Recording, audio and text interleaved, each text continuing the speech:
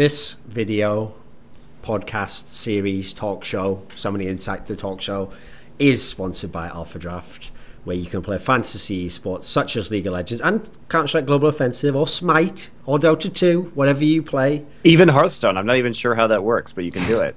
We all know that's not an esport, Monty. Anyway, so you can play all these games and a collectible card game, which has been virtually rendered. And so I guess, anything's an esport at this point in time, right? So I guess you're just enjoying the new form of elitism that comes from, you have those people who say that esports aren't a sport, and now Hearthstone isn't even an esport. Where does that rank it on the spectrum of unacceptability to the general public? Right, first of all, Monty, am I really part of the new elitism? Wasn't I like a forerunner and pioneer of the original elitism, which I've never actually given up? I mean, I'll tell you right now, mate, I don't even think League of Legends is that good a game. In fact, it's not a good game.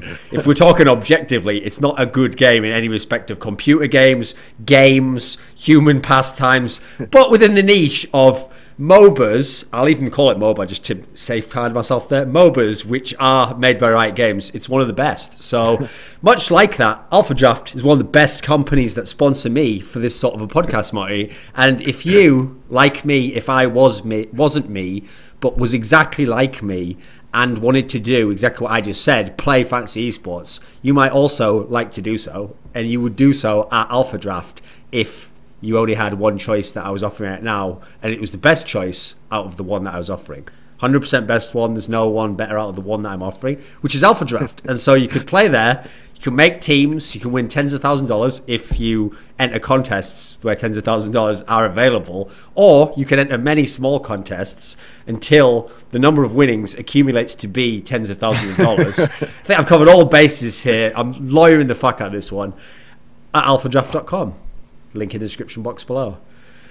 Now, also, Monty, let's get real. You're talking about that like it's elitism to suggest that, again, a collectible card game that is now being made virtual is somehow not an esport, maybe not a sport in general. If they make a game tomorrow, Monty, called Blizzard Tic-Tac-Toe, that won't suddenly be an esport on the basis that Blizzard made it into a game, okay? It was an esport, not an esport 1 second before. I mean, Magic the Gathering isn't an esport right now still, by the way. It won't be an esport 1 second after Blizzard make it, Blizzard Tic-Tac-Toe, and have like a pylon as a cannon or whatever. It also will not be a sport if they make rock, paper, scissors into an esport. I mean, I know you're thinking about, League of Legends already is. No, actually real rock, paper, scissors, Monty. Not a simplistic sort of child's version of rock, with different champions, though. So, yeah.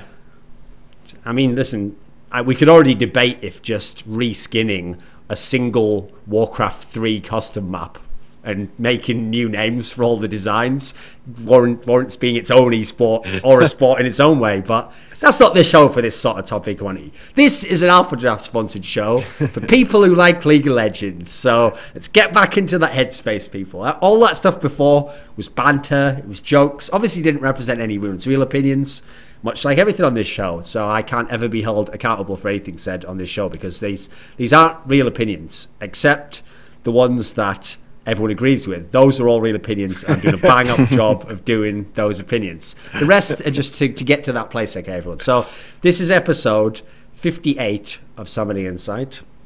And I'd like to start the show on a happy note, which is that congratulations to Jin because they successfully performed a ritual where if you can get Monty to stop loving you, then the universe opens up to you like a flower, and the love and the light of the world pours into you, and you become indestructible. You will achieve your goals. I mean, it happened with CLG. It happened with KT for a while, actually. He jumped the fuck off that bandwagon at the beginning of the year. They started to gain momentum. They started to do it. Every time he said, no, I won't do it again. I won't do it to them. Then he got his little haunches in there. He got emotionally attached. And Monty, the Buddhists taught us how attachment, it causes suffering. That is the cause of suffering, man. It's not what happens to you. It's the attachment.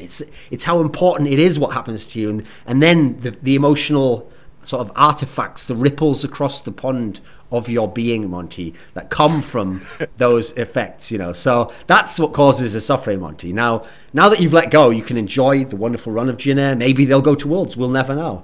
but KTB did get We'll absolutely never know wrecked. until Saturday. But KT did get absolutely wrecked. You know, one team got 3-0, the other one did some 3-0ing. So, you know, that's all I'm going to say. So that's your introduction to the show, Monty. So how are you doing aside from that?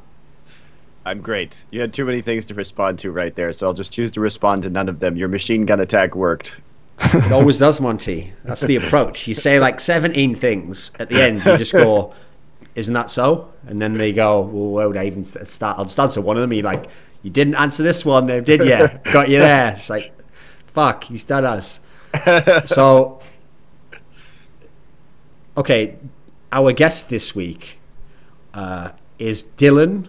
His name is actually Dylan Falco, right? He even puts this on Twitter, so presumably he doesn't mind people knowing that, even though it's quite clearly not a real name. Like, I don't care if he actually has real parents. I don't care if he somehow created some sort of, like, Philip K. Dick-esque fake past reality that he went back in time and rewrote the script of the universe so that there was even a history, and they're going back into, like, you know, the Pilgrim days, and then they're going back into Europe and stuff. There's no one's ever had that surname, Dylan Falco, okay? That's obviously a joke surname he invented now as a reference to Super Smash Brothers, so that he would have, like, popular memes created around him.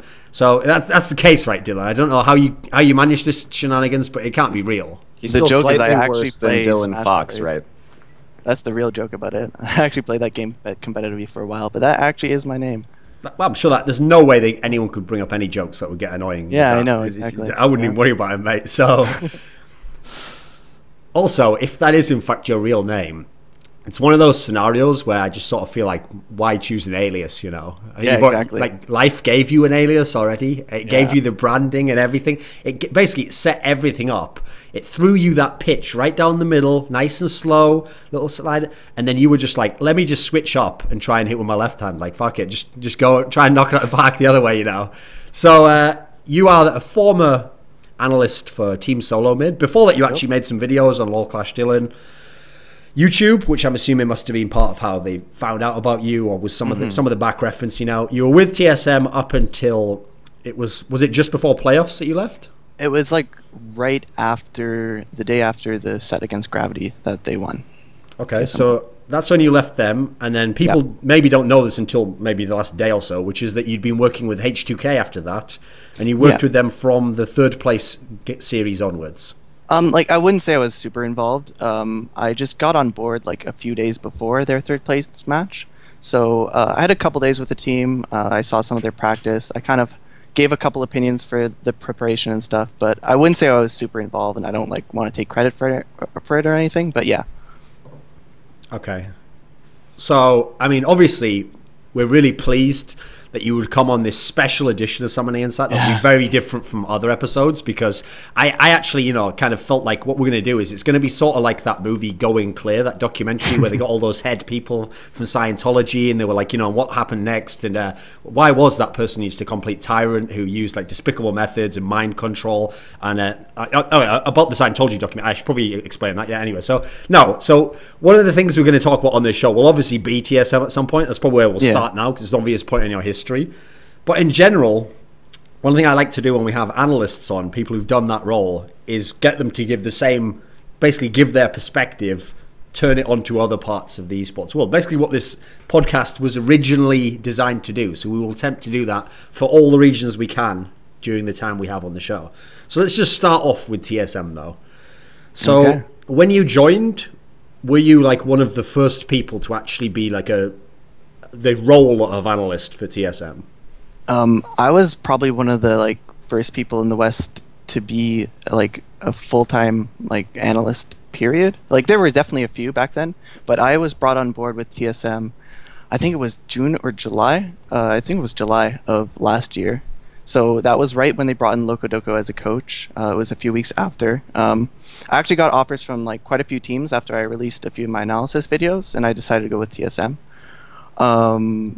So yeah, I think that I was one of the first for TSM. That was a question, right?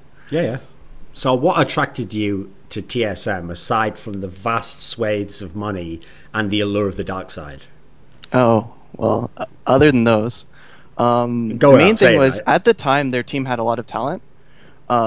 they had it was the roster with Amazing, and I think it was still with like before they got Lustboy, and the team just had like really like poor planning and poor macro play in like the mid and late game. And the main thing Loco brought me on for was a lot of like how the team can properly use their jungler, and a lot of jungle pathing stuff, and a lot of how they can kind of pressure the map, because that's what my original videos were actually about. The one that got the most attention was actually titled "How TSM is Losing Games." So they brought me on board to kind of help with that, and that was probably my main role for the first month or two that I was working with TSM. I did a lot of presentations on like how to pressure the map better, how to use their jungler, and stuff like that.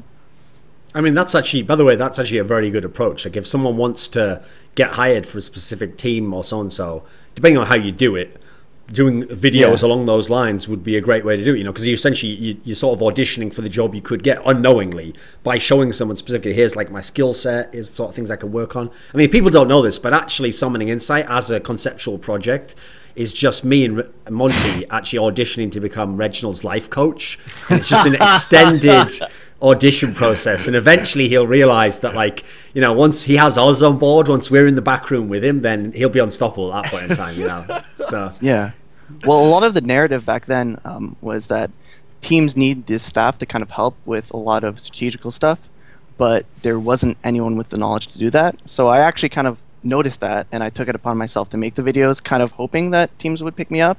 And I guess it kind of worked as expected. TSM and CLG were just the topics of videos because they're just the most popular teams.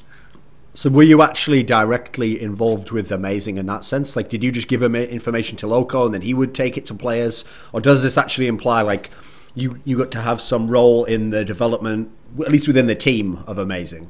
So, like, I don't want to get too, like, nitty-gritty involved with how TSM runs their coaching staff, because I don't think that's, like, completely fair. But I was pretty involved. Fair to what?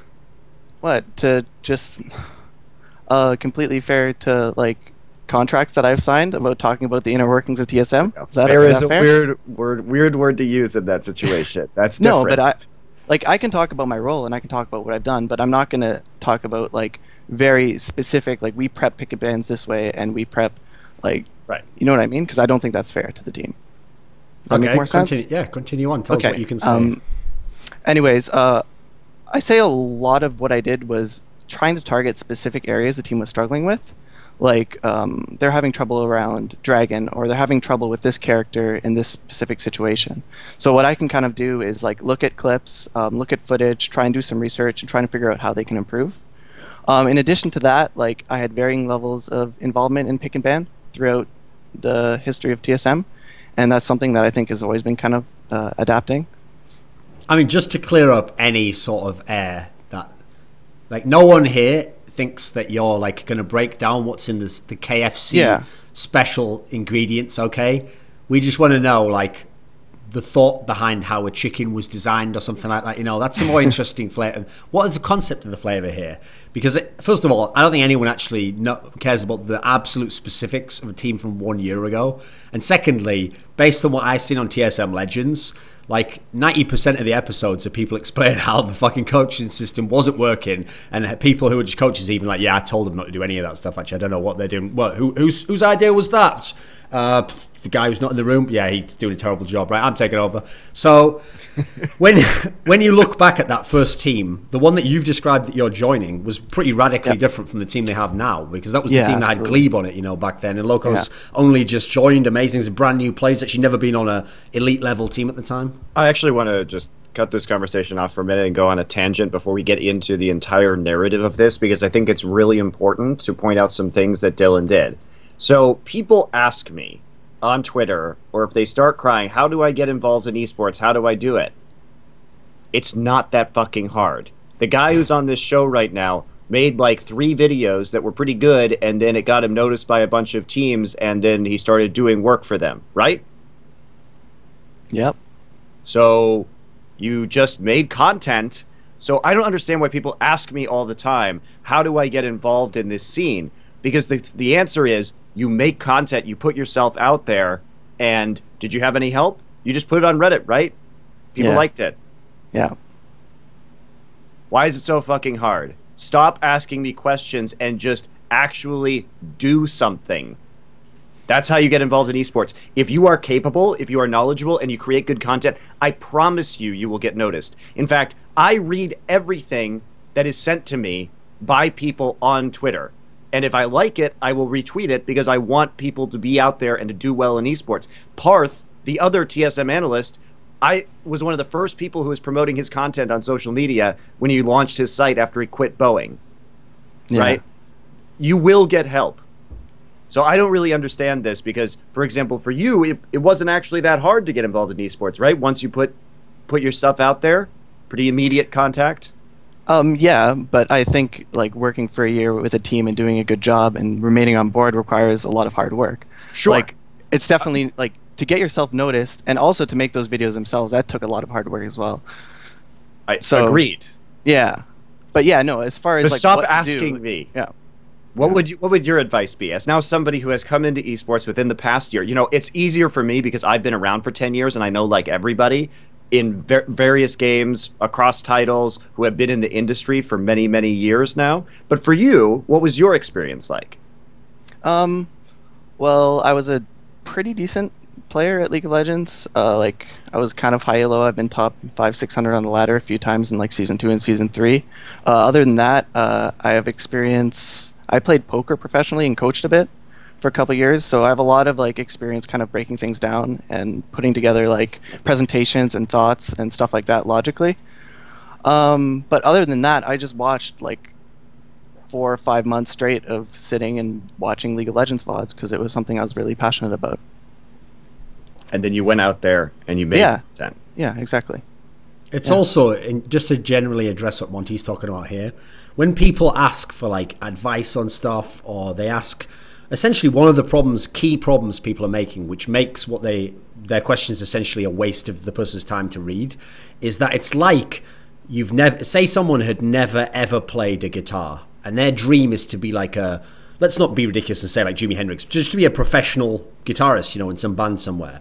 If they went to someone who right now is a professional guitarist, and they in fact went to like the premier studio guitarist right now, and they said to him, right, I want to become a guitarist, so what sort of tips would you have on exactly like how I should learn, and then like who should I contact immediately, like once I'm really good, and then once I'm quite good, like what sort of a band do you think I should play in? And if the person's first question was like, well, I mean, how good are you at the guitar? And they're like, well, I've never taken a lesson yet. Like that's when it doesn't matter if you then go on to become Jimi Hendrix. You just wasted that guy's time. Like if you're going to be good, well, you're obviously going to have to start, aren't you? So go ahead and start doing stuff, maybe even get a little decent, and then start to ask these questions. I mean, in that particular analogy there, one of the reasons I'm pretty sure as to why it's hard to break into the music business regardless of talent is that I'm pretty sure, just like in esports, people always overestimate how good they are at the very beginning. So I've no doubt when you just send off your shit cassette of like your first 6 months of playing to a million ad rev guys, when they then don't sign you and you become some great band, yeah, that's because you wasted their time on the first one. They were sort of like, yeah, ignore mail from that guy, he is fucking terrible.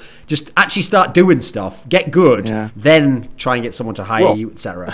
But don't learn on the job. Yeah. But in your analogy, Thor, this is the thing, is that esports, it's not like the music industry. It's not like there are a bunch of really good guitar players, right? This would be like if you were trying to play guitar and perhaps you have 5 fingers, but everyone else, or like 90% of people have 3 fingers. You know, the bar is like so much lower in the esports world. That's the other kicker. Yeah. True. It doesn't even take, it's not that hard because there isn't that, we need people. We need people in esports to actually do things right now. There's always more positions for competent people. It's not that hard to get involved in. Well, I mean, we can discuss this later, but it's like the point I actually made to Peter Zhang, the coach of Liquid, who obviously we criticized on this show, entirely justifiably for some fucking terrible coaching and results. So when I criticized him, I recently, when he made this I think it was just an emotional tweet saying, "Oh, I'm going to quit because of this. It's all my fault, etc." I made the point in a video I made about it, which is like, it was a good video, by the way. I watched it. One of the reasons also not to quit, if you actually do have interest in still coaching and succeeding, is that people need coaches in esports. And guess what? Coaches who've tried doing a couple of seasons and have failed, we definitely need those guys, because they've done. That's like you've done 95% of the work, and maybe the last 5% would have activated all your abilities and the experience you've learned so far and made you an awesome coach, and then that's the point that you quit at. So unless someone else is going to be mega and just get there from day one like Daylor, we need someone else who's going to go through the same process as you and fail and make the same mistakes, but you're almost there. I also think that a lot of people think that there's just some magical Bible of how to properly assemble a coaching staff team for League of Legends and run it properly, that like all of these teams are just like missing out on and aren't finding. It really is a trial and error process. Like trying to find the best way to structure pick and ban preps, trying to find the best way to structure practice. There's definitely a lot of stuff from traditional sports that you can take and use, and like teams have and are using it successfully. But there's a lot of game specific stuff that like it really is a trial and error process, and I think a lot of people don't understand that. I will say that the crying that pro teams do about not being able to find coaches is total bullshit, because if you actually put out like an open call, like teams like Fnatic and CLG did, you can actually find a lot of good people who are willing to apply. So some of that's true, some of that is definitely not so true. But I will say that one of the things one of the points I've always made about coaching in the West, to go on Thorin's point, is that we don't have any of the experienced coaches that exist in Korea, because there hasn't been anybody in the scene long enough, and you're guaranteed to make mistakes. So yeah, I think Peter fucked up this year. I think he did. I think there wasn't any real noticeable improvement in areas that I consider to be the biggest role when it comes to coaching. But that's not to say that he can't improve, and that's not to say that we don't need people who gain experience like him. Well, I mean, I also made the point as well. As you notice, people always they conveniently forget to include this part, Monty. But most times when I talk about someone who's on an elite team in his region, but isn't good enough for the elite team so far from what they've shown us, but has some skill set, I always add the caveat in, I'm sure they could do well on a lower LCS team. Like maybe there's a team here that would make more sense for them, that fits their skill set. In fact, it's what I actually, one of my original criticisms of Nian Tonso when he left as the top laner of CLG was like, I don't think he's good enough for CLG, but I'm sure he could be good on, I think at the time, pick like probably like, who would have been around then? Maybe teammate or someone like that. I'm sure he could have definitely been the best player on one of those teams, So it doesn't mean just because you're not good enough for this context here that you're not good enough in any respect. The context is important. So anyway, back to the topic of when you're the analyst of TSM. Sorry to derail that so hard. So in general, are you, since like I'm asking here about being the analyst, etc., it's hard to know, is it someone who gets to have like okay, so I always think of it in a traditional sports context. Some of the people, depending on the coach in the NBA, etc., they actually might be listed as an assistant coach or whatever, but they might actually be essentially the coach, but in one area again. Okay, so I mean, the obvious example is in American football, they have the offensive and defensive coaches. But in basketball, for example, sometimes you have a coach where his strength is not in the X's and O's, and so he has someone who helps him with that, gives him that sort of thing, and then he just delivers it to the team, essentially. He articulates it. I use someone as an analyst where have you been like working specifically only on your players' stuff, or are you more of a general analyst where you're trying to get like the general meta of what's strong at the moment and bring in this information and someone else pinpoints it like that? What's your general approach like, do you think? Again, it depends on what like era we're talking about, but in general, I've been involved in just about everything from like pick and ban prep, champion prep, actual like real-time scrim like feedback, stuff like that. I'd say most of the stuff that I feel like I'm really good at, most of it has to do with a lot of like early game planning and pick and ban planning. Like the stuff that is sort of like this is what you do in this situation. Like it's very set. I think that is probably where I was most effective. I think the more difficult stuff becomes in the sort of more fluid shot calling-esque stuff, and I thought Loco was really talented at doing that. What do you think actually changed in TSM from that first lineup? The one where it was Glebe, and as you're saying, Amazing was a brand new player in the lineup. And then obviously Lust Boy comes in. I think it was like 2 weeks out of playoffs, maybe 2 or 3 weeks. I think about 2 weeks sounds about right, 2.5 weeks.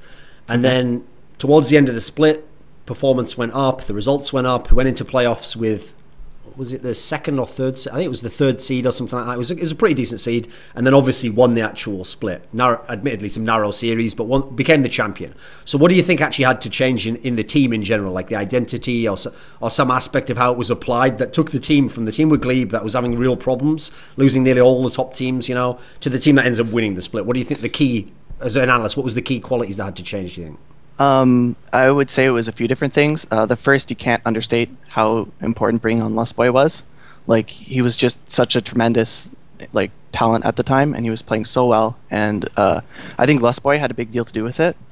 Also, I feel like throughout the split, we had been doing a lot of work on how to play the game more strategically, because that's at the point what TSM was really struggling with. Yeah. And that's not something that just happens overnight, and I think with Loco's hard work and my hard work at the time, that really went to fruition. And also, just this season, Reggie took a pretty hands-on approach to playoffs. He was pretty much involved in almost every scrim set and was more involved in prep. So I'd say that was the third thing. What do you think? I want to put something to you. Okay, so when we had Clement Chu on the show, I think it was the first episode he came on. He gave this story where I think it was one of the Samsung teams had actually drafted him in to give them some analysis on Western teams for Worlds. And so when he'd given them his his scouting report of TSM for Worlds Season 4, he'd basically come and found the pattern, which you can go and see, which is that essentially, at least in the NALCS playoffs, there was basically one comp approach that was working for TSM. And in fact, you can go and check the stats.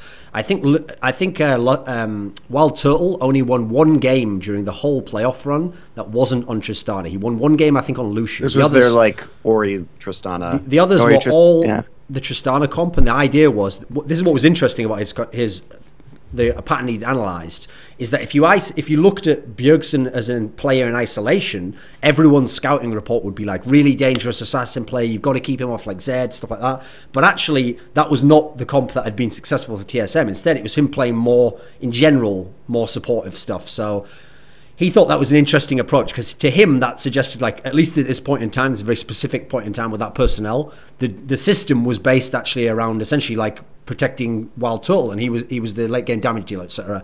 Well, can you give a talk to this at all? Was this actually a conscious approach?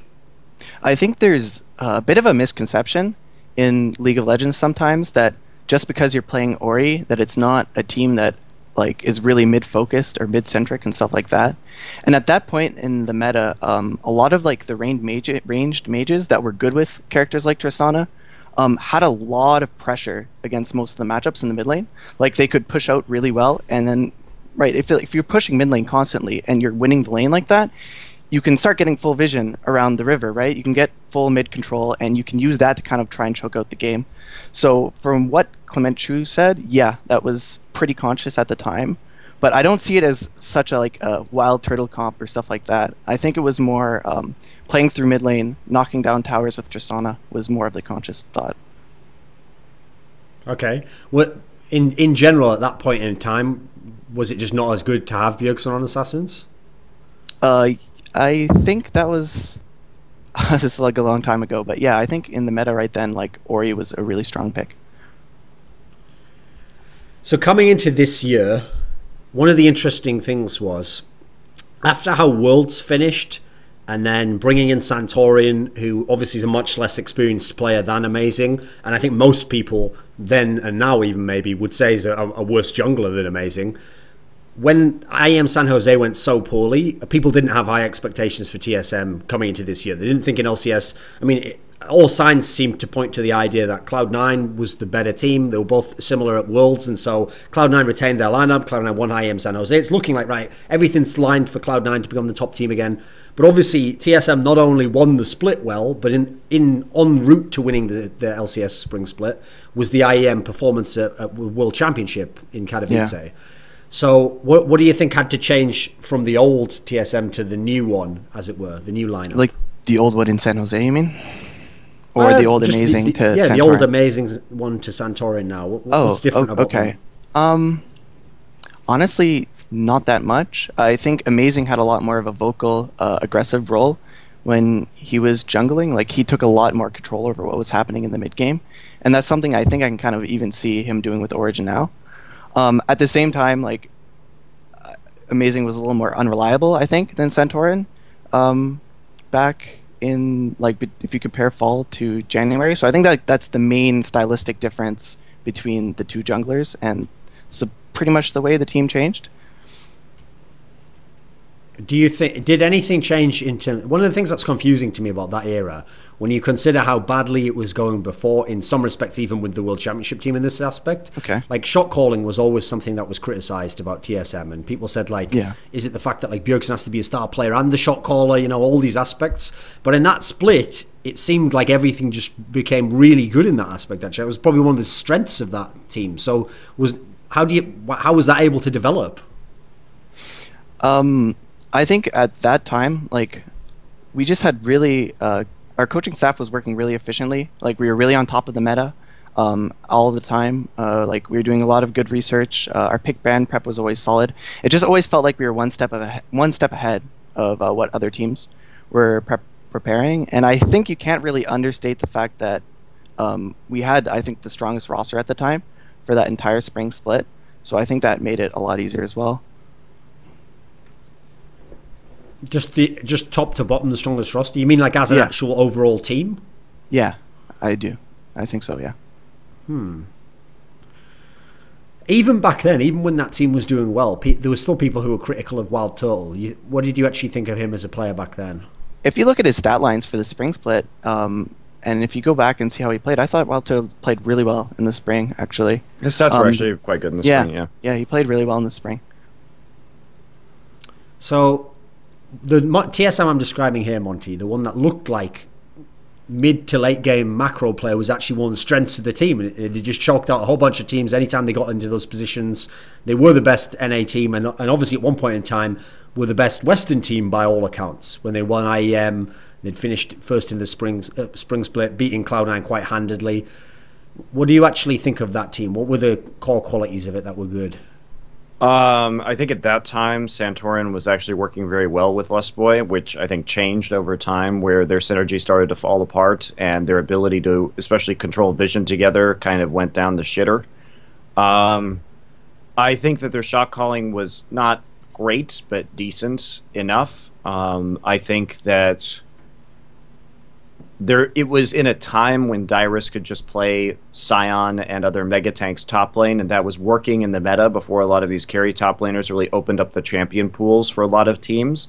So I think we were in a point early on in the season where the meta wasn't as fleshed out as it is right now.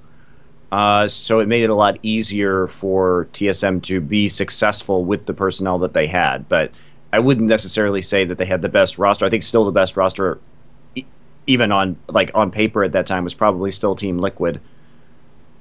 So, Dylan, what do you think about the aspect where one of the key changes, obviously, when the team went downhill for MSI and then had the problems early in this split, was people were very, very much scrutinizing Santorin's play.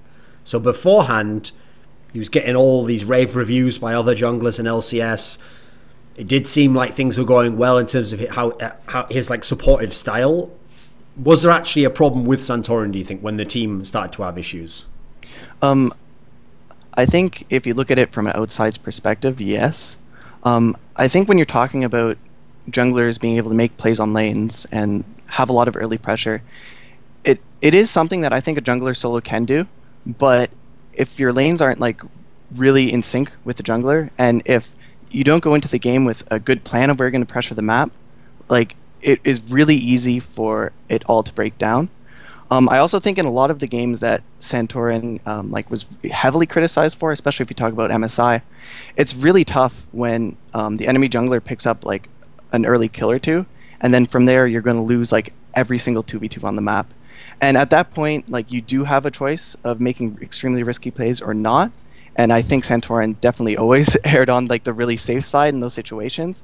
But I don't put like massive amounts of blame on him for playing passively in situations where like any 2v2 or 3v3 on the map is a loss. Can you explain what the general concept behind having Bjergsen at MSI play these champions, Urgot, Cho'Gath? What was the general concept? Because it's not like he really did it much before. He did it a few times, a couple of key instances, but the specific comps, what was the logic, do you think, behind that? What was the approach supposed? Like, if in an ideal world, if it had worked, what was the logic supposed to be? I think they were just seen as somewhat safe picks, and we didn't have the right picks in our champion pool at the time. I think that's like, they've said that publicly as well. Like, it's just we didn't have the right champion picks in our champion pool at the time, and we considered those the most safe out of our pool. If it went right, like Cho'Gath, for example, you hit a stun and then you one-shot someone. It's like a pretty simple comp. You have a lot of CC and you have Cho'Gath. What was the other pick? What was the other pick you talked about? Urgot. It's just a fairly strong lane bully that has a really strong 2v2. And you can play it with hyper carry and do well. Or Corki, I think we played it with as well. So, okay, here's what's a bit confusing to me. You say it was like they were the safe picks, like within the champion pool. Yeah. Maybe we hadn't developed or Bjergsen wasn't in a position, at least maybe in terms of the other champions, that other people in the comp were going to play other things at the time. So these were the safe picks. That's actually confusing to me, because if these were the safe picks, how did it go so badly even for Bjergsen? Like, surely if they were the safe ones, these would be the ones he's got a lot of proficiency on and he knows what he's trying to accomplish. Whereas if anything, it looked like he didn't know what he was trying to do with those champions to a degree. He played overly safe and just didn't have any game impact, you know. I also want to add that Cho was also used as a counterpick to LeBlanc. That's what it was originally picked up for in China, I believe, and it had moderate success sometimes. And if you look at the games where he picked Cho'Gath versus LeBlanc, he actually got ahead in lane quite a bit early. It didn't really matter later on in skirmishes. Every time, I think Bjergsen, if you look at his stat line for that tournament, like at 10 minutes, like his laning, he did well against almost every mid at that tournament. He had a pretty good early performances. It was when the Fed jungler and Fed like team started pressuring mid that like he started struggling a little bit. Like, it really was like it was more of a failure of how our early game plans were than like a Bjergsen failure. But what's confusing me though is that in an LCS, Bjergsen seems to be able to pick up at every point, every turn. He can pick up the new champions. He can show anything that can do like a lot of damage. He always picks up and he becomes very good on. Like, why wasn't Bjergsen able to just play something like Cassiopeia at the time? You know what? Surely this is a sort of champion he could have done a lot of damage with. I wasn't really involved in like Bjergsen's champion pool at the time, so like that was more, I think, Parth and Loco at the time, and Bjergsen himself. I think like it was just having success in practice. It was going well in practice. We had won playoffs playing those same picks, and those were the ones that we came into MSI prepared with. So Monty, you kind of alluded to it before, but I remember at the time when things went badly after MSI, this was around the time when you made the point. I think MSI is something that kind of like illustrated this point to you and made it kind of crystallized it to some degree, was the idea that the meta had shifted so that you had to at least have the option to have a carry top laner. You didn't have to play it necessarily. I mean, Martin still played Gnar sometimes, you know, but you had to at least have the option so that against certain teams you could go with that approach, and so that's how you could win, right? And so this is one of the problems for Dyrus and TSM potentially. It's been a build in the Korean meta, but I think that that's also one of the major reasons that Ashe is being played right now, because it shifts your possibility for engage to your AD carry, so that it frees up the top laner's champion pool and the jungler's champion pool even more than it did before. So in a meta where AD carries are, relatively speaking, lower damage than they have been in the past, that it makes sense for them to just go for a, I suppose, less big crit-oriented champion, less kind of bursty damage champion in Ashe, and provide that initiation for the team. So you could have something else in the top lane, whether it's a Riven or something, a Gangplank, something along those lines. Fiora we're starting to see pop up right now. But yeah, I think that champion pool in top laners and the size of the top laners champion pool is absolutely crucial at the moment in terms of the variety of different team compositions and strategies that you can run. And I do think that this is going to be a problem for any team, TSM included, that has a top laner that can't really carry the team. So I think that, yeah, I agree that that was sort of the start of my thought process around that. So what do you think then, Monty, to the people who, if they saw this playoffs, will be like, but TSM's got a comp now. They've got the Olaf comp. They played it successfully against Gravity. It was banned against them majority of the way. Beyond that, have they got some answers to this now? Some tools to work with in that respect? No, I don't think so. Not really, because you ban Lulu, which is already a strong ban at the international level. That wasn't really, I would say, banned in North America at the time.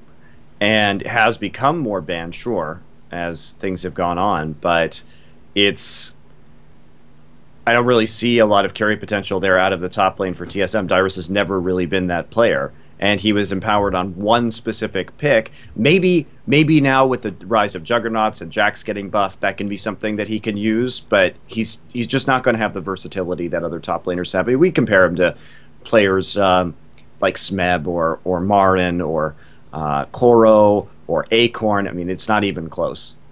It's not in the same universe.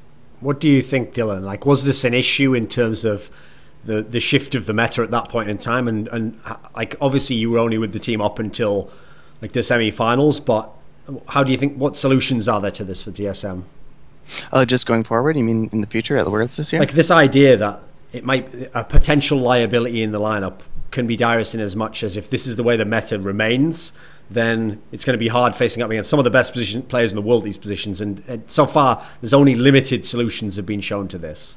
Yeah, I just think that valuing top priority and valuing picks in the top lane that can like just basically counterpicking top is just something that maybe they can value a bit more. That's like, I think the easiest things that teams don't understand is when a player is kind of like struggling in a position in 1v1s, that picking them into losing matchups, I think, is like a very poor decision.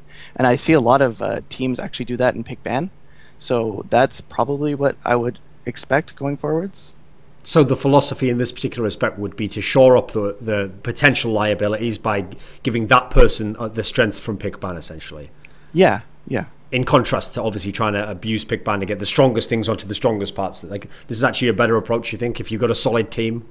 Well, it depends on like the meta and the exact picks we're talking about, but yeah, I think that is a good approach. Do you think that, I mean, as it stands right now, do you think if from day one Gravity had known that this Olaf approach would happen, if they'd have just banned that in the first games, would it have had much of an impact on the actual outcome of that series? No, I think TSM was definitely a much stronger team than Gravity going to the playoffs, and I think like Gravity's sets later against Cloud9 and stuff like that kind of showed that. Were you surprised with the Gravity that showed up in the playoffs compared to the one that at one point in time had been seemingly very strong in LCS? Do you think there was a difference between the two? No. I always thought the strongest teams going to playoffs was probably going to be TSM and CLG, just based on like strength of roster and like just practice and stuff like that. So it really wasn't that surprising to me, no. What do you think the flaws of Gravity as a team were? Like, how could the team win that many regular season games and then in the playoffs, a number of players who've been very good in the split seem to struggle? I think they picked some really poor solo lane matchups, and I think that Keen's play probably was the weakest of them in the playoffs overall. I think those were probably the biggest issues. Like, they're set against TSM. I think they just got thoroughly outplayed. And I'm just looking back at the pick and ban for when Cloud9 played them. And the only games they won that set was against, what, the Mumu? Yes, Karma they played basically a Mumu Karma first two games, and then yeah. Cloud9 decided to do something that wasn't terrible, and then Gravity lost. Yeah, I just feel like overall as a team, they just weren't as strong, if that makes sense. What is your actual take on Keen? Why do you think he was effective at other times, and then why has he had his issues in playoffs? I think when he really had his best games in the middle of the season, it was just basically heavy counter picks. Like, that's pretty much all it was. And I think as soon as you took those away, I think there was like a lot less like strong performances from him. Like, I think it's pretty binary in Keen's case. Also, it's worth noting that Gravity started off the season by having a large number of red side games where they could counterpick for Keen, and then they ended the season having a large number of blue side games. Probably contributed. Yeah, I think they were something like 8-0 on purple at one point. It was Yeah. pretty ridiculous. Wasn't there some really weird stat, Monty, unless I'm misremembering, where, like you've just said, they wanted to use this approach of counter picking, and so instead, didn't they just choose to be on the other side for like all the playoff series or something bizarre? Was that not the case? They blind picked Urgot in 2 games in their playoffs, so I don't think that was the case. No, I mean I think am I misremembering this, Dylan? Didn't they have the options to which side to pick or something? Yeah, they chose purple. They chose purple side, and TSM chose purple side as well. Okay. I believe in their match. I know TSM chose purple side against Gravity. Isn't that a bit illogical in light of what you just told us of one of their strengths, Monty? What? No, it's completely logical. Yeah. Like TSM chose to play purple side to not give Gravity purple side. Right. Okay. Yeah. Because it forced Gravity into a situation where they couldn't last pick their mid laner, and they had to blind pick Urgot because Keen doesn't have a champion pool. Okay, right. So, what did you think of Liquid over this split, Dylan? Like, why was Liquid not the champion of this split? Like, do you disagree? You don't think their roster was that good? I don't think that they had, like, the way you put it. I think you say stuff like they had hands down the best roster in the NALCS. Yeah. I think that's. What do you think that means then? Hands down the best roster. Like the strongest players of each individual Sure. role. Like No. I never. Definitely if you average them out or something. Yeah, like man that. for man. Yeah. If you were going averaging the overall level out, so okay, you don't agree with that. I think like they have a roster that has no discernible like huge weak links. I think Yep. everyone on that team is very strong. Sure. So I think that's definitely a huge benefit to them. I think their biggest weaknesses all year have been pick and ban. It's pretty commonly cited and it's pretty obvious. And just the mid-late game shot calling. Like, it's not some genius insight, but they get ahead and they lose games. Yeah, it's pretty bad. Yeah. So if they get ahead in all these games and they don't have good shot calling and they're doing bad pick and bans, it sounds like you're agreeing they have a really good roster. What else is getting them ahead? Sometimes it's their lane swaps, which could be possibly due to the coaching staff. Okay. I think that part of the thing when you say that coaching staff can improve shot calling and strategic play, that's definitely true, and that's definitely a lot of what like I've seen coaching staff and teams do. But it definitely is a lot easier to plan out specific lane swaps and starts than it is to like help the team with dynamic late game shot calling if the players just like don't have it in them, if that makes sense. Do you think are there really players who just don't have it in them to ever learn that stuff though? Or? Yes, there are. Yeah, I think so. I haven't worked with enough teams like to really know for certain, but yeah, I'd assume so. But the thing is, in their team, they have a whole bunch of people who speak English. So it's not like you have to have one person be the shot caller and then it just turns out he doesn't have the right stuff, you know. There's a whole bunch of people. There must be someone can do it in a team. And also, you don't have to have here's the thing. With a team like that, you don't have to have fantastic shot calling. You just have to get a basic logical aspect that'll work for you. And if you're getting these big leads, again, you don't need to do some amazing, like, oh, there's no gold advantage, and then we have to outmaneuver the other one. No, you probably don't have to do quite simple stuff. Like, you've got a lead. Now learn how to use that lead to bully the game and end it quickly. Put pressure on this area. Well, in fact, one of the things, if you go back and look at Team Liquid, that was a huge problem they had, is they would be in the lead. They'd even have, like, gotten into a favourable position where they took some towers, and then rather than think, right, well, we're in a lead, took some towers, the team's on the back foot, the enemy, rather than pressure that and take more towers and like force them to fight us in unfavourable fights, we'll just go super hyper and we'll actually just try to like tower dive them, or we'll just try to force some weird fight here that's not even necessarily like we haven't thought out where we're doing it. It's almost like they thought the other way. Like they thought, right, an advantage is a luxury that allows you to then make bad decisions. It's like, well, no, surely you're going to use that to try and spin it into more of an advantage. What do you think of this aspect? That was a lot, but I think that when it comes to TL, it's really hard to tell when it comes to late game decision making and stuff if you don't actually hear a game or two of the comms, like because that would kind of let you know right away like where the decision making is coming from and what sort of thought processes are leading to that sort of decision making. Like at its core, I don't think the mid-late game needs to be that difficult for them. If they just learn how to control vision around Baron, control vision around Dragon, split the map, push the towers with waves, like that's the sort of stuff that I think like at least the coaching staff should be drilling into their minds. Maybe they are, maybe they aren't. I'm not sure. But like I can talk about specifics of what you're supposed to do, but I just don't know like why. It's just kind of dumbfounds me, honestly, that it could be the same problem for that long. it dumbfounds everybody. Yeah. I mean, it was just shocking to see their level of performance in the playoffs and the gauntlet because nothing changed. Like this entire year, nothing changed. So Monty, if they had players, perhaps it is the case, perhaps some of them are just very slow learners, or they didn't have the right sort of approach to be able to get these guys to do any kind of competent level of shot calling based on the strengths they had elsewhere in the game.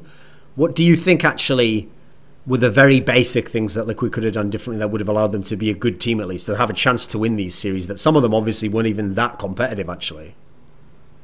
I think Dylan just hit the nail on the head. You can at least learn how to control vision better, and even basic things like split pushing and then baiting Baron at the same time. It's like they had no late game whatsoever. That's the things that they could have done are almost too innumerable to count because there's so many different options for them to pursue. Yeah, the way I'd probably approach it would be I'd put together like a series of plays or a series of processes that you can run through in the mid or late game. Like your top carry is fed, you should push along with your top lane, control vision in this area, drop back, and then make another decision, stuff like that. If you can break it down into processes and stuff like that, specific plays, like almost having like a playbook and stuff for mid-late, that's probably the best way to target a problem like that. And I don't know. But like you can do that for Baron control, you can do that for Dragon control, like you can like make content for the team to help understand stuff like that. Like that's how I would start to tackle the problem. As someone who was in a team or associated with a team where they had Lost Boy. Now, Lost Boy, for a Korean, has pretty good English. But even so, it's never going to be as flawless as a native in theory.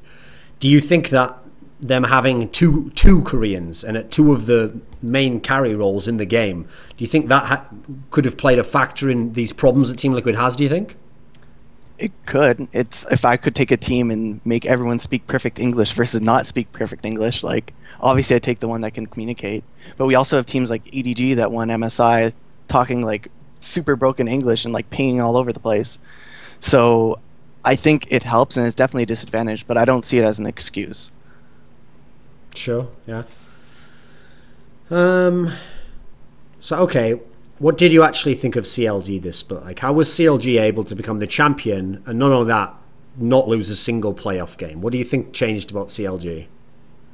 I think that the main thing is just having Pobelter on the team was like a really good improvement, and I think Pobelter doesn't get enough credit for his play in the playoffs. I think he played like extremely well and had a lot of like clutch plays and clutch moments. I think that's probably like the biggest thing. I also think that they have had probably the best pick ban all throughout the last half, like after they had their little dip of the split and through playoffs. Their pick ban has been rock solid. Like they come in with really good like ideas, and what CLG does in their pick ban, which I like that other teams don't do, is they really, at least from what I can see, it seems like they care a lot about map pressure. Like it's like the Korean approach where they care a lot about heavy wave clear and a lot of map pressure so they can control certain parts of the map and like choke out the enemy team. Any thoughts, Monty, on this topic?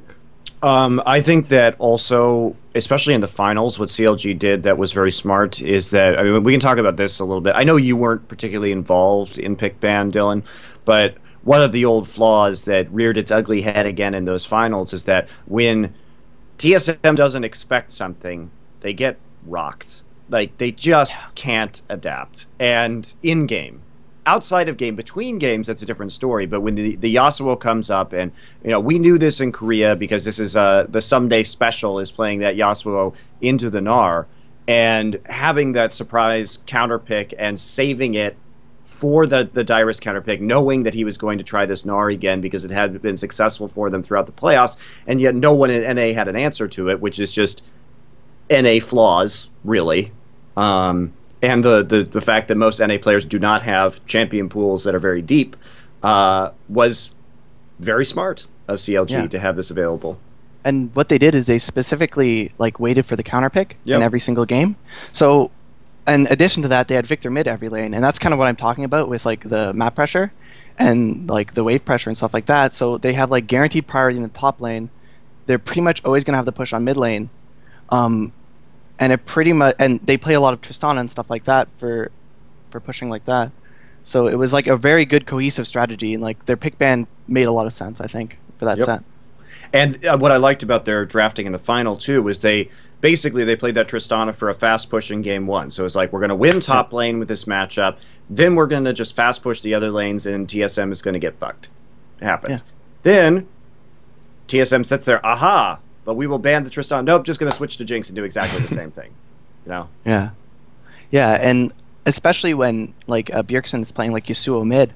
If you look in China specifically, when they play Yasuo, like there's a lot of very roam heavy, skirmish heavy play, but I feel like that doesn't work when both of your side lanes are losing and a Victor's shoving you in constantly. Like Yasuo, I like looked it up. The games that they're using Yasuo, it's either the classic Yasuo counterpick matchups, or it's the classic like 2v2 Yasuo plus knock up jungler to exploit an immobile mid laner. Like here's kind of like an anecdote. The Samsung teams back at last year's Worlds, this was back when Lee Sin was the premier jungler and Yasuo was like super meta. Samsung teams would almost always last pick their mid laner in almost every single pick ban. The only time they wouldn't was when Lee and Yasuo was up as a combo, and they would first rotation Lee Yasuo in 100% of pick bans. So like, kind of learning from that is they really prioritize like strong Yasuo 2v2s, because if you're getting pushed in by Victor, which I don't even think should have been played against in the first place, but that's fine. If you're going to be playing against it, you play it to just heavily abuse that 2v2 mid. But if you're going to be doing that, don't let both of your side lanes lose at the same time. Do you That's think? kind of my approach to so it. In that sense, do you think that TSM kind of got baited into trying to use Yasuo mid? Know that Bjergsen's the one who can play it. Like, was that a flaw on their part, thinking it would work? Could it have worked? You can just play Diana in both of the spots they picked Yasuo, and I think it would have been better. Do you think TSM could have won the series?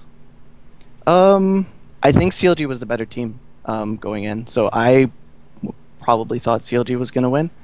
Knowing what we know now, is there any sort of like edge they could have gotten though, like some sort of something they could have avoided that at least give them a chance, or is it, as is being described here, with the top lane variety that CLG had, was it just too much of an edge? Like, if you don't pick Gnar, he's gonna counterpick whatever you pick, right? Like, it's not like he's, oh my god, Yasuo counterpick crazy. Like, if you pick something else, he's gonna pick Riven, or he's gonna pick some other like. This is the problem with TSM in the current meta. Dyrus had no picks. As soon as Lulu was banned, and he couldn't play the Olaf, there were no more picks left that could not be simply counterpicked by CLG. Yeah, that's basically what happened. But I don't think like they're stupid and not going to try and like have counterpicks ready or adjust their pick ban going forwards. And I do think that it changes a lot on the next patch going into Worlds. It does. With like all the bruisers and stuff like that. Like, who knows? The meta for Worlds might just be pick the bruiser top first pick every game, and then that weakness is gone, right? Well, is it? Well, the counterpick weakness is yes. The yes. Yeah. The counterpick weakness is gone, but I think that a lot of other weaknesses still remain. So, okay, TSM and CLG, the teams that we've just covered, they're the teams who are through to Worlds and didn't have to play in the regional. What do you actually think of those two teams' chances at World Championship, Dylan? Which two teams, sorry? CLG and TSM? I think both teams, if they get an easy group, can make it out, and that's probably about it. It's a lot harder for TSM to get an easy group than it is for CLG to get an easy group. So I'd say the chances of both making it out are pretty low. I think, like, honestly, speculating on that stuff without group draws, I feel is kind of wonky. Well, no, because we're basically asking general. Like, if you got every permutation, you'd obviously be able to run the stats and say, oh, there's like a 70% chance to make it out. So you think in general? I mean, you've actually just essentially done that yourself, by the way. You've just said if they get an easy group, then TSM could outside. If they just got the average expected group, where you have like one strong Korean or Chinese team, and you're gonna have at least one of those strong, and maybe one of the others as well, like a weaker one. Basically, I mean, we were talking about this before the show, and what you said was, I think TSM can make it out if they're in like SKT or LGD plus, TSM plus number 2 Taiwan plus international wildcard. Yeah, I was saying that's the best case scenario. That is the best case scenario group that you can draw. And I think then they'd have an amazing chance of making it out of groups. Yes. I think they have Right. a very good chance of making it out of groups in that case. And then if you go up to both a Chinese and a Korean team, I think it gets very difficult. I would say it's like a under 50% chance they make it out. Like, it just depends on the group, really. When you say very good chance, like you did just say basically that with like the ideal group is to get like number 2 Taiwan. Yeah. Those teams are pretty good. Have you watched any of their Yeah, they games are. this split? They are, but- some of those teams will still be dangerous. Yeah, but number 2 China is going to be Obviously, yeah. like EDG or QG or some team like that. So, like, I it's believe just you pick mean your poison Snake. at that point. Oh, I hope so. I really hope so. Please. So, by the way, Monty, is it actually known what the pool system is for this world? Because that was one of the aspects last Worlds, which was very contentious. Because if you remember how it worked last Worlds, you had teams like Samsung White in Pool 2, along with like fucking... Thorin, you got mad about this on a previous show. Yeah? Yeah. About the pool system for this world. So it's identical. It's NA number 3, EU number 3. Both wild cards are Pool 3. Yeah. Pool 2 is KR number 2, China, or KR 2 and 3, China 2 and 3, Taiwan 1 and 2, and NAEU 2. So is that the same as last year, essentially? I think it is. believe Yeah. it is. Yeah, it is. Let me think. Except Yeah, that's obviously now LMS exists, so that changed. Yeah, that's true. Okay. Okay, the difference is... Actually, what was it last year? I think it did change, because I think last year, like, GPL had one of the number 3 pool was in the third pool, whereas LMS's both their teams are in the second pool this time. No, I think they were in the I think they're in the second pool because there still was 2 wildcard teams. I'll right? have a look. Yeah, that's the issue. Yeah, there were still 2 wildcard. I'll look it up teams. now because it's just worth knowing. Yeah, it If is. have these discussions. Yeah. Right, wait a sec. Regardless, you were already ranting about it. I forget what you didn't like about it, but you didn't like the fact that this was the comparison between like KR2 and NA and EU2. Well, the basic problems went like this. The idea that you just automatically get to be in Pool 1 for winning your region. yes, that's right. That was your So problem. essentially, Yeah. they're saying their system is telling you TSM is better than Samsung White. That's what the system's telling you. That's how they've seeded you. They've seeded TSM just because TSM has the number 1 seed. Whereas the other aspect, they also...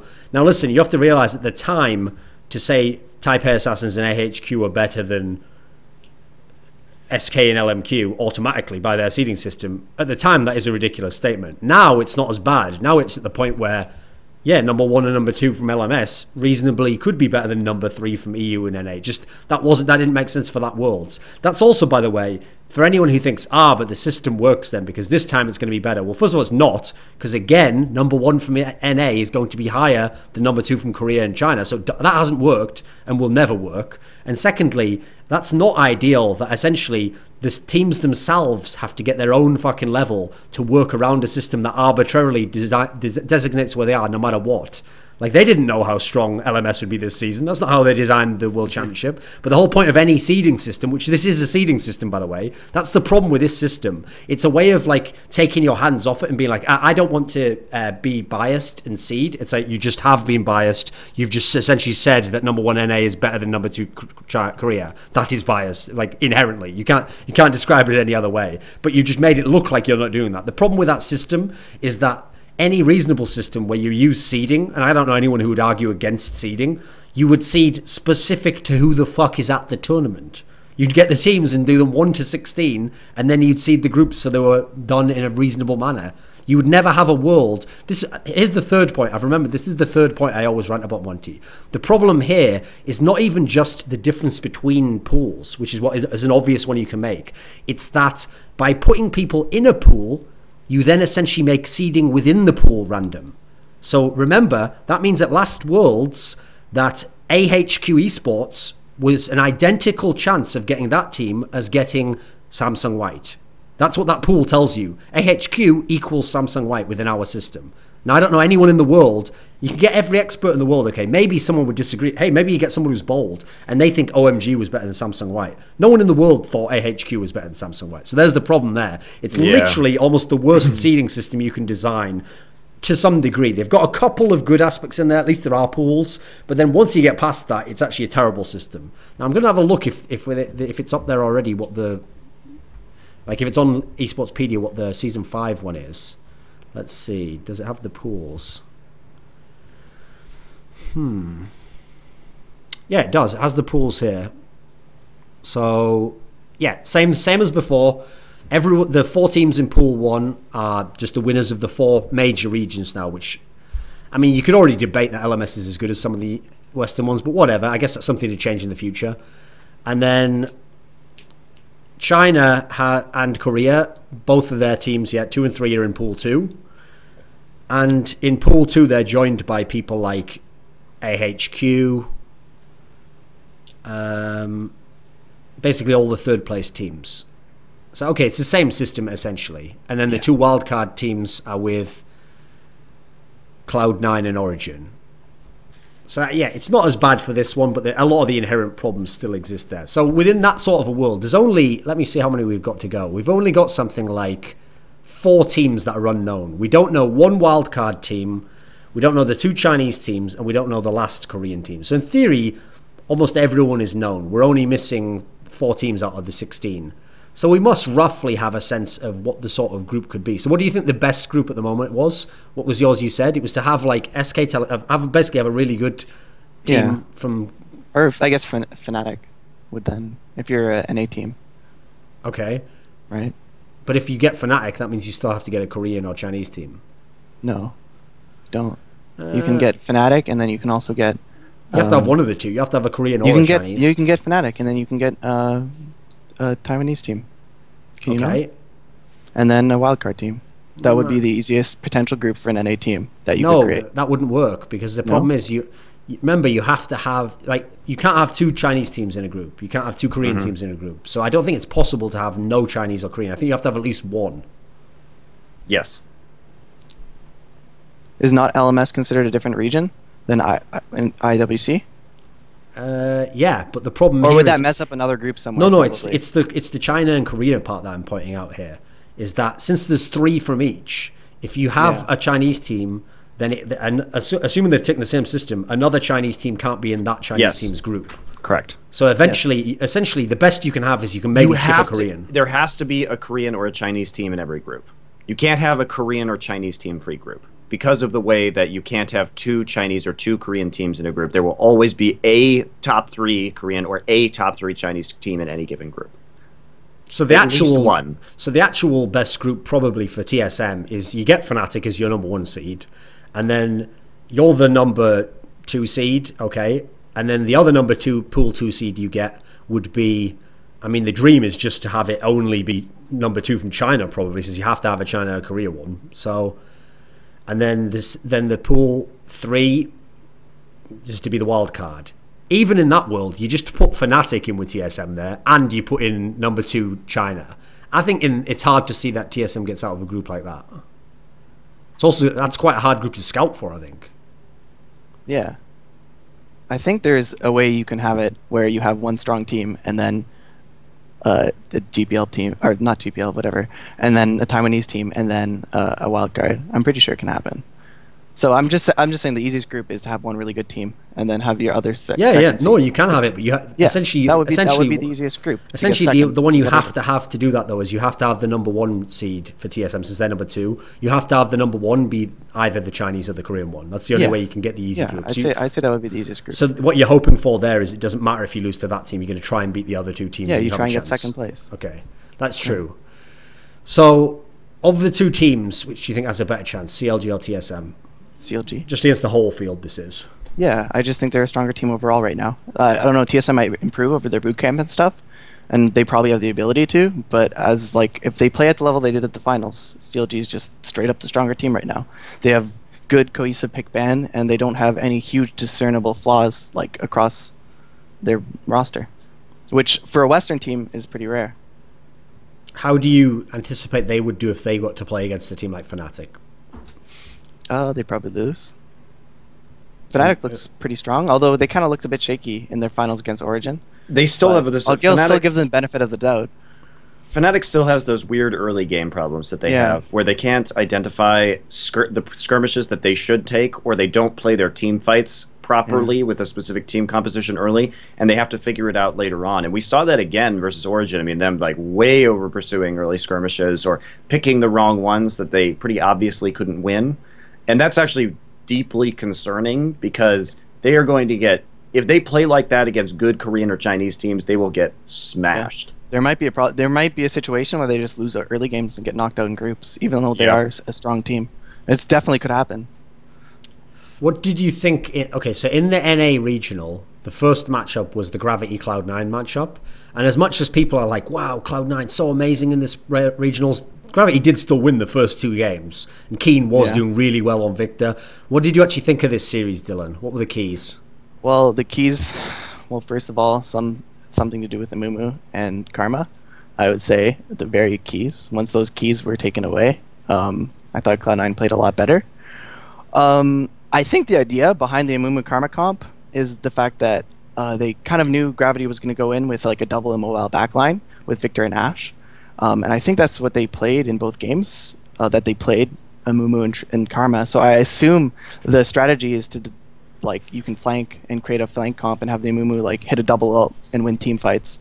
And I think that's what C9 was pretty much drafting for the entire regional, was team fights, like good mid-game, late-game team fighting comps. So I think that it was the idea, but obviously just Amumu didn't work. And as soon as they took it away, they played a lot better. And I thought their drafts were pretty good, and they won 3 games in a row. What did you think, Monty, of this series?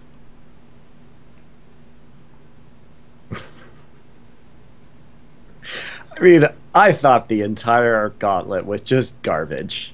There's no other way to put it. Like, I thought that it was just terrible. I thought that all the teams played terribly. I have almost no hope for Cloud9, having seen that. I think Sneaky played well, and that was the reason why Cloud9 was able to be successful. But, I mean, the level of play from pretty much everybody involved was... It was really bad. It was really bad. What do you think, Monty? Yeah, Dylan? Like, I especially, like, in the second set, like, after it was 2-0, I left because I thought, oh, well, I guess they're just going to get 3-0'd. Because Rush was going off every game, and it was what I kind of expected to happen. And then I look it up later, and I was just like, what? What did you think in the Gravity series, Monty, of the decision of Gravity to put Altec on Ashe 4 of the games? I don't know why you would do that. I think that it was nice that Keen was playing some different champions, but I wouldn't put all my eggs in the Keen basket at this point in time. If Keen is going to adapt his champion pool and start to play champions like that, it needs to start during the offseason and not right now. Go with what's worked for you. And I think Gravity was rattled by the fact that TSM found them out. That they found the kill Altec win game, which I had been theorizing was Gravity's main weakness for a long time. And they were probably desperate to change that. But I don't think you can change it that quickly. What do you think of this systematic approach in terms of we're going to put Altec on Ashe all the time, Dylan? Is there a logic there, do you think? Because, I mean, the way it's been characterized on this show is that Altec's like essentially the primary carrier of this team. He's the person you want to be. He's going to carry you to the promised land, you know. And in this scenario, you're making him like the CC bot to a degree. I think if you look at the way the games played out through the entire gauntlet, so much of the games were kind of like, because they were kind of sloppy, they just end in these like 30-minute team fights, 35 minutes, like map rotation, team fight, whatever. So I don't think having him on Ashe is that great when you can play stuff like, I don't know, Trist or Jinx and stuff like that, that can carry pretty hard, especially with like Zeke's and the way Zeke's is right now. I think that's like a way better way to go. And as for like the kill Altec thing, like I'm looking here, like Cloud9 they played like poke comps and more general team fighting comps in their last 3 games. Well, he's not like to kill Altec when he's on Ashe. Yeah. Also, I mean, I don't even know where to start with Cloud9 over this entire series. Sneaky played over the gauntlet run. Sneaky played super well. Obviously, his Draven games, his Vayne games versus Team Liquid were very well played. He's definitely stepped up quite a bit. I mean, Balls managed to get Rumble a lot of the time, or Maokai, which is very helpful to them as a team because they're easier champions to play and champions that balls, in spite of his kind of lackluster year that he's having, can actually just help the team out on, and it's okay. I think that Cloud9 was immeasurably helped by the horrendous pick ban of their opponents, whether it's like giving up against gravity, like playing Keen trying to play Fizz into Azir. They got a lot of breaks. They got a lot of really nice breaks just from the competition, which was very curious. I don't think that when I watch High's late game shot calling is still there, and he still is a good player in that aspect, a very good player, in fact, in terms of his late game shot calling, and that helped Cloud9 a lot. But if you watch his pathing, he is clearly not an experienced jungler. Especially in the Liquid game, Dominate was in his jungle taking all of his buffs, while Hai was basically just trying to brute force a bottom lane gank, especially in that game 1. Now, it worked, and that's Team Liquid's fault for it working, because while they were trying 4 times to get kills onto the Draven, Dominate was taking his red buff and basically just destroying them. So if that gank hadn't worked, then Team Liquid would have gotten an insane lead. What did you actually think over the whole playoffs of Hai as a jungler? Because I noticed one of the issues was he's not good. His champion pool seems like non-existent pretty much. Like the meta champions, he plays Gragas a bit, and then he's playing just fucking Shyvana, Kha'Zix, Amumu, stuff like, that's not even in the meta right now. Basically, it's like solo queue style. It's like, I'm going to farm up on Devour Shyvana and get huge and try and carry this game. I mean, it's ridiculous. He will not be able to do this against junglers at Worlds. It's a miracle he was able to do this against junglers in NA.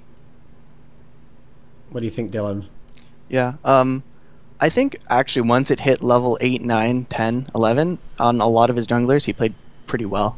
I think before, I agree with that. Before that, he could just group and fight. Yeah, especially in like lane swap scenarios. That's something I really noticed, because I spent a lot of time over the last couple of weeks looking at the way the Chinese teams in particular are playing lane swaps. And there's just so many times where they played, like, especially when he played like Elise, in the game he played Elise, where they're not setting up waves properly for towers to set up dives. They're not rotating their support with their jungler to set up like really forced plays with Elise. And actually, this is just like a comment NA in general.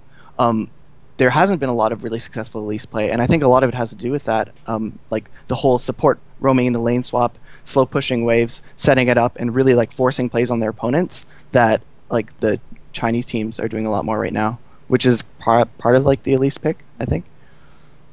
So one of the things, Monty, I noticed this when I was watching the regionals, so I went and looked up the stats, and over the regional for NA and the playoffs for NA, there was something like I think it was 8 Eve picks, and 7 of them lost.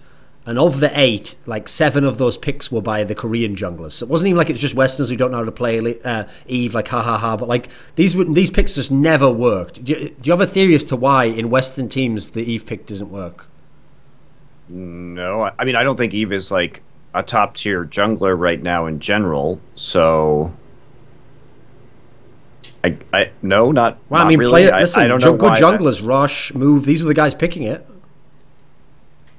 Okay. Well, like look at the way these games are going in the playoffs. They're like 30, 35-minute teamfight fests. I think you can pick better junglers to do that.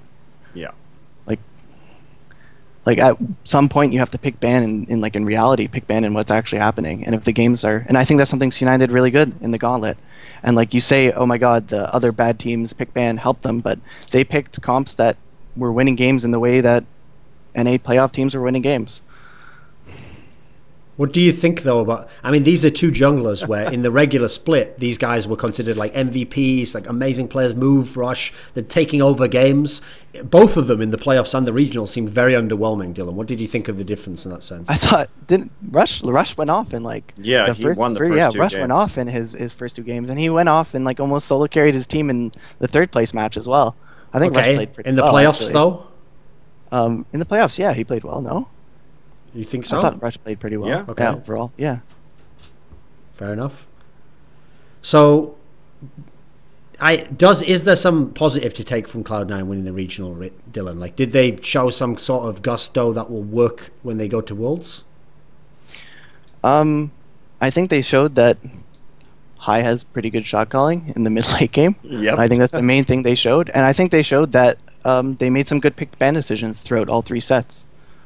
We'll disagree there. Okay. There was a lot of bad pick ban decisions. There was like 6 games with. I would say bad I would phrase it like this: they made some different pick ban decisions. Okay, they made a lot of bad pick ban decisions. Let's be real, but they like adjusted to good stuff at the end of every set, mostly. I think. I mean, they got to the point where even Team Liquid was banning out their bad pick ban decisions. So I guess games were real. I don't know. Ban karma.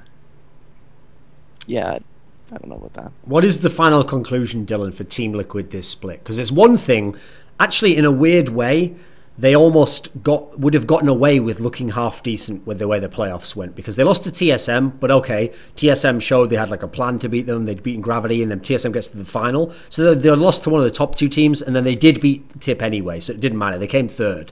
That would have looked half decent. Like, you could make the excuses there, like, oh, we just had the one series that was bad.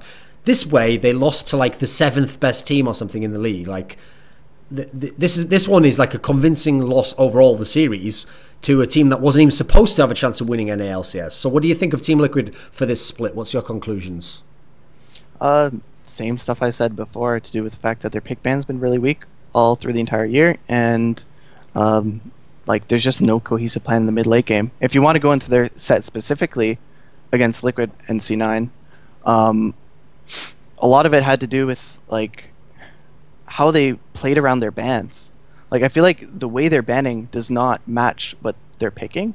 Like, if you're going to ban Karma, like, I know it seems ridiculous and it seems stupid, but I could see a universe in which you ban Karma and first pick Braum in the first game of that series. Like, it's not unreasonable to ban out one of the supports and first pick the other one, because Braum was a priority pick through the entire gauntlet. But what I think happened is, like, I know that, especially in scrims in NA, a pick like Nidalee looks really strong because there's so much skirmishing in scrims, and I'd imagine that, like, High got a lot of respect for his Nidalee. People had been saying that, like, High had been going off over and over again in practice on Nidalee. So I think they overvalue that too much based on the way practice went, instead of, like, understanding how the game's actually going to play out in reality. So if you're going to first pick the Nidalee, fine, don't ban the Karma, ban something else. And if you're going to ban the Karma, first pick the Braum and have a plan for High's Nidalee.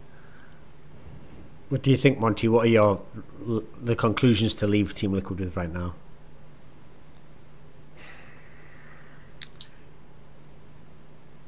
I think it's just a systemic issue, right? It's hard for me to actually make those conclusions without being in the team, because what I see in my experience with working with teams is a team that fundamentally does not know how to communicate in the game. I mean, we can talk about the pick and ban issues, and those have been issues, but I don't think that's the largest problem. Indeed, I think that the single largest problem is that there seems to be a great deal of confusion about how to even approach objectives. When I look at their engagements, it looks like one person's doing one thing and the rest of the team is doing something else. So there is some flaw in the way that these players are talking to each other in these games. Sounds about right. I don't know exactly what it is, and I can't know exactly what it is, but that would be the first thing I look at, is entirely restructuring the way that the team talks to each other in the game. Do you think, Dylan, that if they make a decision today, let's re-sign everyone from our team, I don't know when their contracts run out, but let's assume they do this, okay? We're going to keep this exact same roster for next split. Would that be a mistake, do you think? Do you think they probably should make some sort of moves, or there's some warranted? I think they should, and I think they will. Is there an obvious player that you think would be the person to pick? Not without knowing more about how the team functions, no. I don't think this is one where it's just like, oh, this guy's playing super bad, let's just get someone new. I think it's more of a, like, I think they will have a better idea of that than, like, I will. What do you think, Monty? Should they keep this lineup? I don't think they'll be able to keep this lineup. I mean, there was a Daily Dot article that came out today that said that Dominate had been contacting Moon from Imagine about possible replacements, so perhaps Dominate is looking to retire after this season. I think that just given what I know about Piglet and losing in NA, I think he's probably just going to leave. He's a very emotional player, always has been. I don't know where he'd go because I don't think he's going to get offers from Korean teams. Maybe like an LSPL team. So let me ask you this then, Monty. Could that be good then? So let's say Piglet leaves, but hey, maybe you can get Altec or something like that. Maybe that's a possibility. Could this actually work out for them to get someone who speaks English better, is still a really good player, plays his position? Would that be a good move? Quite possibly, depending on what happens with Gravity. I don't know what the feeling in Gravity is right now, but I doubt it's good given how they exited the playoffs and exited the gauntlet. Okay, about Cloud9, another player I would be remiss not to ask you about. So Dylan, during the whole split, one of the original storyline of Cloud9 wasn't even just that they were losing. It wasn't that, like, the problems of the other players. The original storyline was like, how was Incarnation going to do? And now that they've qualified, I notice actually it's completely turned where people are now really hyping Incarnation. Like he was so good over, like, people think that because he was so bad at the beginning of the split and didn't work in the concept of the team, that everyone didn't notice at the end of the split. When they won those games, they say, right, you really turned it around and he became good, and in the regional he was strong. What's your actual sense of Incarnation in Cloud9? Is he integrated now? I actually did like some research on just stat work on mid laners. And I noticed that even if you take the entire split, Incarnation's like goal differential and laning stat lines were actually pretty good. I think he was performing okay throughout the split. Obviously, the first half was awful, and I think near the end of the split, he had quite a few good games. He I think completely went off in the regional qualifiers, so that was impressive. It was cool to see. Also, probably not playing against the best mid laners that he could have. Like what was it, Gate Keen and Sure. Phoenix didn't have the greatest set. So he might have just be looking like a god because of who he's playing against. But I think he's definitely improved over the course of the split. If you take his first few games versus the regional qualifiers, he looks like he's kind of lived up to the hype, maybe, would be my answer. What do you think, Monty, Incarnation? I think he's stable. I don't think he's going to be a world beater anytime soon, but I think he's a solid mid laner for any team to have in the NA region. Is he as good or better than Pobelter? I don't know about that yet. What do you think, Dylan? Who do you think is the better mid? I'd take Pobelter on my team, but I think he's, like, Incarnation is still a good player for NNA. Okay, but you'd take Pobelter on your team. In Pobelter's team, he has many stars at other positions. He has star AD carry, very good top laner. Incarnation, to some degree, lacks... I mean, he doesn't have a good top laner for a start off. He has a good AD carry, obviously. What do you think on that respect? I think you can make comparisons between the two. Like, I don't think it's like one's on a completely other level than each other. Incarnation definitely has like a heavier team to carry, if it's just all on him to carry a specific game. But okay. I don't know. What is your sense about Phoenix? Because here's the thing, Dylan. All these pro players think Phoenix is wonderful. They voted him mid of the LCS. Fans think he's great. Seem like good players. Constantly, all the talk is like, in scrims he's amazing, in scrims he's amazing. And yet, I've watched all these playoffs that they've had with him, and I've only ever been underwhelmed. Like, he'll have a game that's good, but I mean, where are the series? But where's the series play? He's had like something like 5 series he's now played, and I don't think there's been one where he was the best mid even in it. What do you think of him? I think that, first of all, I haven't seen a lot of like TL scrims, so I haven't seen the Scrim God Phoenix that everyone's really talking about. So all I have to go on is NALCS play, which is basically on Azir he plays really well. It's like the classic narrative, but it's kind of true. If he plays really well on Azir, and then everything else he's like okay, plays good sometimes, mid-tier mid laner for NA maybe. Are you surprised by the hype from players in that sense? That they're all saying he's the best? I mean, they even essentially said he's better than Bjergsen. Some players play extremely well on scrims and have a large difficulty translating to stage. So I have absolutely, like, I imagine that can be true. Why wouldn't it be? Like, I know there are players that have that problem. Sure. I'm just surprised that pro players would do that. In fact, if anything, I would think pro players would go the opposite way, and they'd see that, like, wow, this guy's wrecking me in scrims, and then in LCS he's not that good. They'd be like, well, he's shit then. You know? Usually that's the way pro players will build their ego. You know, I'm amazed that they like give it up to the guy. Like, even though he's not really doing it in the games, I think he's awesome. I'm amazed everyone en masse would do that. Yeah, that pro team kind of like confused me a little bit, but I don't take too much weight in that sort of stuff. We'll now talk a bit about Europe. And so let's just get some general thoughts, Dylan, so we can lay the kind of reference points to build into the discussion later about the regional and all the rest of it, etc. So the big storyline in Europe was obviously, it starts with Fnatic and it pretty much ends with Fnatic. It was like, Fnatic's the best from MSI anyway. Are they going to be the best here? Then it becomes like, are they going to go undefeated? All the rest of it. And obviously in the regular split, they did go undefeated. They made it to the finals undefeated. And then finally they were challenged. They went to a full 3-2 series. What was your overall thoughts of Fnatic? Like, did they live up to expectations? Well, they won the split and they had the perfect regular season. So I'd say they had a pretty good split in general. I still think that even though they did win undefeated, like their repeated early game losses are still really concerning for me. Like I know it's a classic thing to say about them, but it just really is true. So I think they're like a strong team and will be a strong team internationally, and I hope they do well at Worlds. I think they're fantastic, but they definitely are not like a perfect team with no weaknesses. Where do you think the early game difficulties stem from? Because in theory, they've got strong laners all across the board. They've got really great support player, good shot calling, etc. They've got a great coach. What do you think? What can you pinpoint as some of the issues in terms of these early game issues? It's really hard to pin down. I think a lot of it, just lanes get ganked a lot. No, like I think Huni has had a few games in the end of the split where he gets behind early pretty often. It seems to be something that seems pretty like common, and stuff like that. Like they always are able to bring it back. And also there was like that famous game that they got aced at the Dragon. I don't think it's any Origin in the regular season. Yeah, against Origin. Yeah. Because they played their team composition incorrectly. They were trying to engage with very limited engage instead of kiting like they should have been. So I think that sometimes it's a problem of knowing the win conditions of a specific composition. I've said this before, but I think that Febiven, they identify good champions to use, obviously, for whatever reason. A lot of throughout most of this season, a lot of NA and EU teams were not using Victor and Azir as heavily as they should have been, for I don't know why. And I think that because of the bans that came in and because they identified that these champions were strong, Febiven was able to get them a lot more than he probably should have been allowed to. I think people overemphasize bans on Reignover and Huni instead of going the other direction.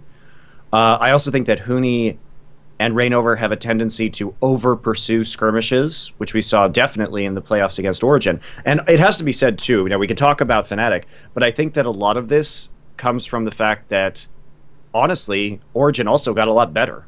So we can't overlook that either. Dylan, what do you think? Do you have a theory, or can you hypothesize why in the West, especially until towards the end of the split, there wasn't like this insane priority on Azir Victor that there was from very early on actually in Korea? Do you have a reason as to why that would be? Okay, as for Azir, I think that one's pretty easy. I think it's just a champion that like is very skill dependent, and there's like a super high skill cap on it. And if the players aren't putting in the games and the players don't have like the immense Azir specific skill, it's just not going to be a priority to pick in as many games, especially if like one team plays it, one team doesn't like that. As for Victor, a lot of that has to do with in NA, I guess, specifically. I know we're talking about EU. It has to do with the fact that Victor's like the best at creating pressure on the map, pushing waves, using that wave control to get vision into roam and to be like aggressive off of it. And when the games are more passive team fight oriented, that entire lane pressure strength of the character kind of becomes a lot less important.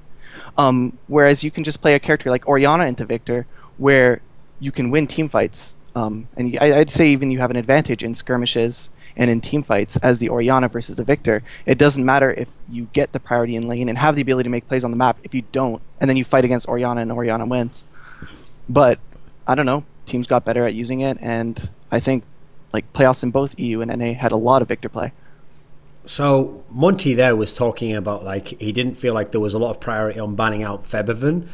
Now, this is actually something that I know is another thing that is contentious, actually, in opinion you have, Monty. People think that you're implying that Febiven has a small champion pool, or he's just only strong on certain champions. I just think that it's harder when he doesn't get the best mid laners to make as much of an impact on the game as he does. That's it. I'm not saying Febiven. I think Febiven is quite good, right? Okay.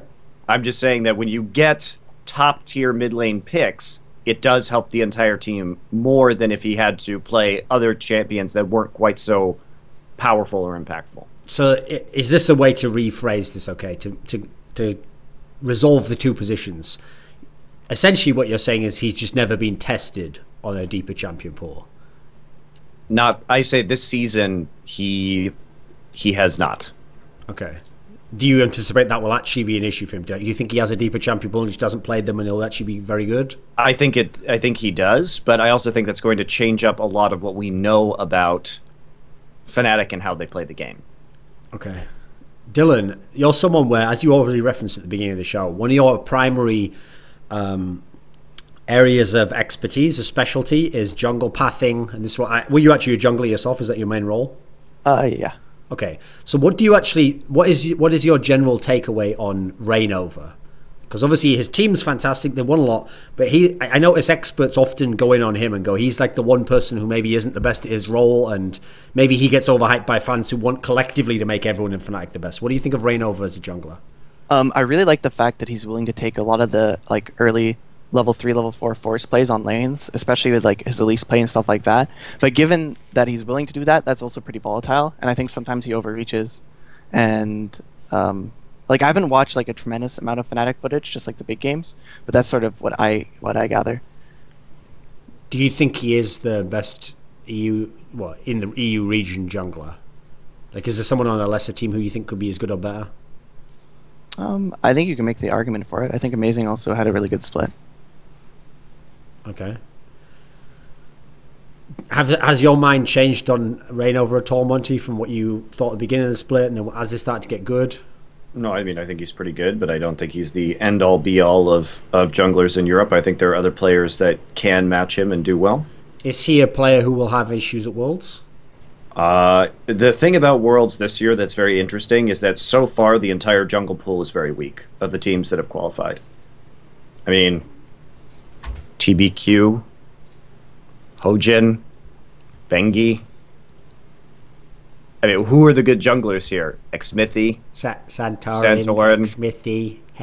They're really good. Reignover, Amazing. We just don't have a lot of... Unfortunately, the reality is that a lot of the best junglers are not going to be showing up at this event. Oh, don't worry, Monty. Remember, Lulex is there. Yeah, exactly, right? So who is going to expose these weaknesses is a great question. Now, obviously, Clear Love, who we would consider an elite jungler in the world right now, still has a strong chance of making it. Oh, I'll tell you who's a good jungler, actually. Karsa from Yoi Flash Wolves. He's not bad. I think he's underratedly good. Okay. He's decent. But it's true, there aren't... there's not many elite junglers there, that's for certain. And it's uncertain. It actually seems like not any are going to get there, because... Chaser, maybe. Okay. I hope. I mean, Cacao, that's hit and miss as to whether he can make it there. Yeah, Cacao. Dandy's a top laner now. Spirit's not going to be there, so Dandy also doesn't have a chance to be there, even if he wasn't a top laner now. It's just, unfortunately, there just aren't that many top-tier junglers that will be at this Worlds. I think Bengi's playing extremely well right now, but again, he's kind of unstable, so we'll see. Okay. Yeah. So... moving beyond Fnatic, if we talk about Origin, because they're obviously the team that in the end made it through the regional, what do you actually think of Origin overall, Dylan? I think, like Monty said, I think they've improved a lot. One thing that I really liked watching Origin throughout the Gauntlet specifically was how adept they were at using team comps. It was kind of it was cool watching the Origin games and then watching the NA teams right after. And Origin had these games where they, especially against Roccat, they're playing against these late game team fighting team comps. And it becomes very difficult to win the game at that point when you can't win a single team fight. But they were really good at using GP ulti, using split pushing, using rotations around the map to basically win games that I guess theory-wise, if they team fight, they shouldn't win.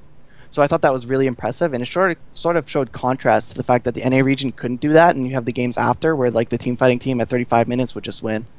So I thought that was really impressive. That being said, I think they come across as a pretty tilty team, if that makes sense. I feel like they're kind of prone to be a little unreliable in games, and yeah, I think also they play really good with the lead. Yes. They play really good with the lead. I think Amazing is a really good jungler, and I think it was like that on TSM, and I think it's still like that. If he gets a good early lead, he knows like where to control on the map, where to get vision, and how to end the game like that. And that's something like I know how he thinks about it, and it seems to be still there on Origin. So, okay, we were talking before about Azir in the West and about the fact even if it was a strong champion, maybe some of the players didn't play it or weren't proficient enough on it. So I feel like a pick we have to talk about is Gangplank, because Soaz has been playing fantastic Gangplank. But if aside from that one game where Steve was like surprisingly good on it for Roccat, almost everyone else I've seen who's a Westerner who's played Gangplank, it hasn't been good. It's been quite bad at times, actually. What do you think is setting Soaz's Gangplank apart, Monty? He knows how to split push properly, and that was part of one of the main wins that they had in the Gauntlet series. In the Roccat series was that split pushing that Dylan was just talking about, where they did fall behind early, and yet they were able to control the tempo of the game. Partly that was due to Steve's like super questionable Frozen Heart first Hecarim, where he couldn't even fight the Gangplank, which was just terrible. But the other aspect of it is that he knows how to apply pressure. Origin played out the late game, like Dylan was saying, very well, because they weren't baited into TPing into fights with the Gangplank. They just kept up the pressure instead, scrapped it out until they got this extremely high damage Vayne GP Vladimir composition into the late game, and his zone control is excellent. He has very good map awareness for how to use his ultimate. He knows how to control choke points with the barrels. He's a really, really good Gangplank player. And part of what Origin did was we've talked a lot on this show about the transition in Origin of Expeke to being less of a flashy playmaker and more of just a stable core for the team to work around. And Amazing and Soaz have developed very good synergy to get Gangplank or get Soaz ahead, and then for him to be one of the standout carries, which I think fits the current meta very well. So I think Origin is looking like a pretty good team right now. What do you think, Dylan? Do you have any thoughts on either Gangplank or Soaz's role in Origin? I think ultimate usage is really important on Gangplank. I think it's like a really, really important, and I think it's a lot of why Origin like did well. You can use the ulti to like stop pushes and like stop waves and to disengage fights. Like there's a lot of things you can do with it, and I just think the character is pretty hard to play. At least from the pros I've been talking to about it, it's just a really hard champion to play. It's not like old GP, which was a bit more like simplistic. The barrels are just like really hard to use. Also, you have to be very careful when you play GP because you cannot fuck up your ult because it has such a long cooldown. Yeah, so exactly. Using it properly is very, very critical. Also, you're just really squishy, right? Like it's really easy to get caught out, and especially if you're playing GP top, usually you're playing a team that has a little less of a front line, because usually you're going to be playing like I guess you can have a tank jungler, but sometimes you don't even have a tank jungler. So again, it makes it even harder for your team to win like straight up fights against strong like team fighting comps. So Roccat only banned Gangplank in 2 of the games, Game 3 and Game 5, and 2 of the other games where Soaz picked it, one of the Roccat bans instead was Varus. Like at this point, after what we know now, admittedly we've just also got this series to see, so we've got hindsight. Is it, for most teams, should it just be an auto Gangplank ban? Is he just significantly better on that champion, you think? I haven't seen enough Gangplank footage, I don't think, to have like a really good opinion on how strong it is as a pick, but I'd say no. I think you can play team comps that can fight against Gangplank. What are good ones, do you think? I haven't like really taken a look at it yet. If you just had to theory craft, is there a basic sort of style that you'd want to have against it to mitigate probably like, strengths? Like very heavy CC engage. Yeah, Maokai is huge actually. Yeah, like really like stuff that can in a team fight just kill the Gangplank, or in lane gank the Gangplank. Would be what I would go for. What do you think, Monty? Has Soaz's Gangplank reached like permaban status? Well, I think what we saw a lot of in the playoffs in EU was that teams who weren't as good at Gangplank and players like Steve and Hooney would try and pick it away, but they simply were not as good as that champion. So unless you have a player who is as good as Soaz is a Gangplank, and I'm not sure there is a player in the world that can be said of right now, not that we've seen. I think GBM had a really good Gangplank game last night, but it's interesting. I don't know the answer to that question, but I think if you don't have somebody who can play it comparably well, it's problematic. to me, that's actually another one of those flaws that I see in Western teams, which is that this happens quite often where it's like, okay, we're not going to ban it. So can you play it? The fateful question which is asked. And then the player goes, yeah, sure, I can play it. And it's like, yeah, but the problem there you haven't thought of, mate, is like, maybe going on Dylan's approach is better. Like, well, we know he's going to have that champion if we're not going to ban it. Therefore, let's try and do something against it as our team, rather than give someone in our team who can't really play this or is just going to be okay at best, force them onto a difficult pick and kind of fuck with our own team. It's like, that's like a general thing in the West where I think people overvalue their own strength as players. What do you think? Well, that's like the classic pick ban dilemma, though. When there's power picks in the meta, it's, do you ban it or do you try and like counter it? And if something's tearing up games and you think you like have a good counter comp prepared, you look really dumb when it just like completely fails and the champion's just broken. So that's the sort of thing you have to put, like, go into practice with a specific goal in practice that we're going to test out Gangplank counters for these few days with scrims, see how it goes in the mid game, see how it goes in the late game, and then you have to come to an informed decision after how it goes of whether you're going to bust it out in the match. Well, like, that's actually like a really big struggle of like controlling champion pools as a coaching staff, like situations like that, because those are some of the ones that look really stupid once you actually end up losing to that pick that, oh, everyone knows is OP. The other aspect is we've seen, for example, SKT did a very good job of controlling some days Gangplank. Remember that Gangplank is very gankable early too. He's really easy to dive, actually. Yeah. So that's what we saw when SKT played against the top lane GP from Someday. They camped his lane with Elise and Maokai, and then Marin's job in the game was to come in and wreck him in team fights with a flank, with a TP. Worked. In one of my rare moments, Monty, I will now venture into the realm of Riot lore, where I actually really liked that joke that Doa had, and an observation, which is that the whole lore behind Gangplank's oranges is like the idea that they remove scurvy, and so they characterize any sort of CC as scurvy. And so then Doa had one that was like, okay, he said like Ari comes and, I charm you with magic, and then that gives you scurvy, obviously. So I think actually Broken Shard outdid himself. He had the best one. Did you see it, Monty? No, I didn't. He said, like, I am Skarner, a crystalline scorpion who impales you through the chest with my tail or something. You now have scurvy. Like just the logic behind that aspect of the lore. I don't think there's a disconnect there, isn't there, Monty, between what they're trying to do with the story and what's actually happening with the champion ability there. Like, I think they fell flat on that one. I think Broken Shard got him there. He got him. So we don't need to talk about the Roccat Giants series. There wasn't a whole lot going on there. Fairly underwhelming from Giants.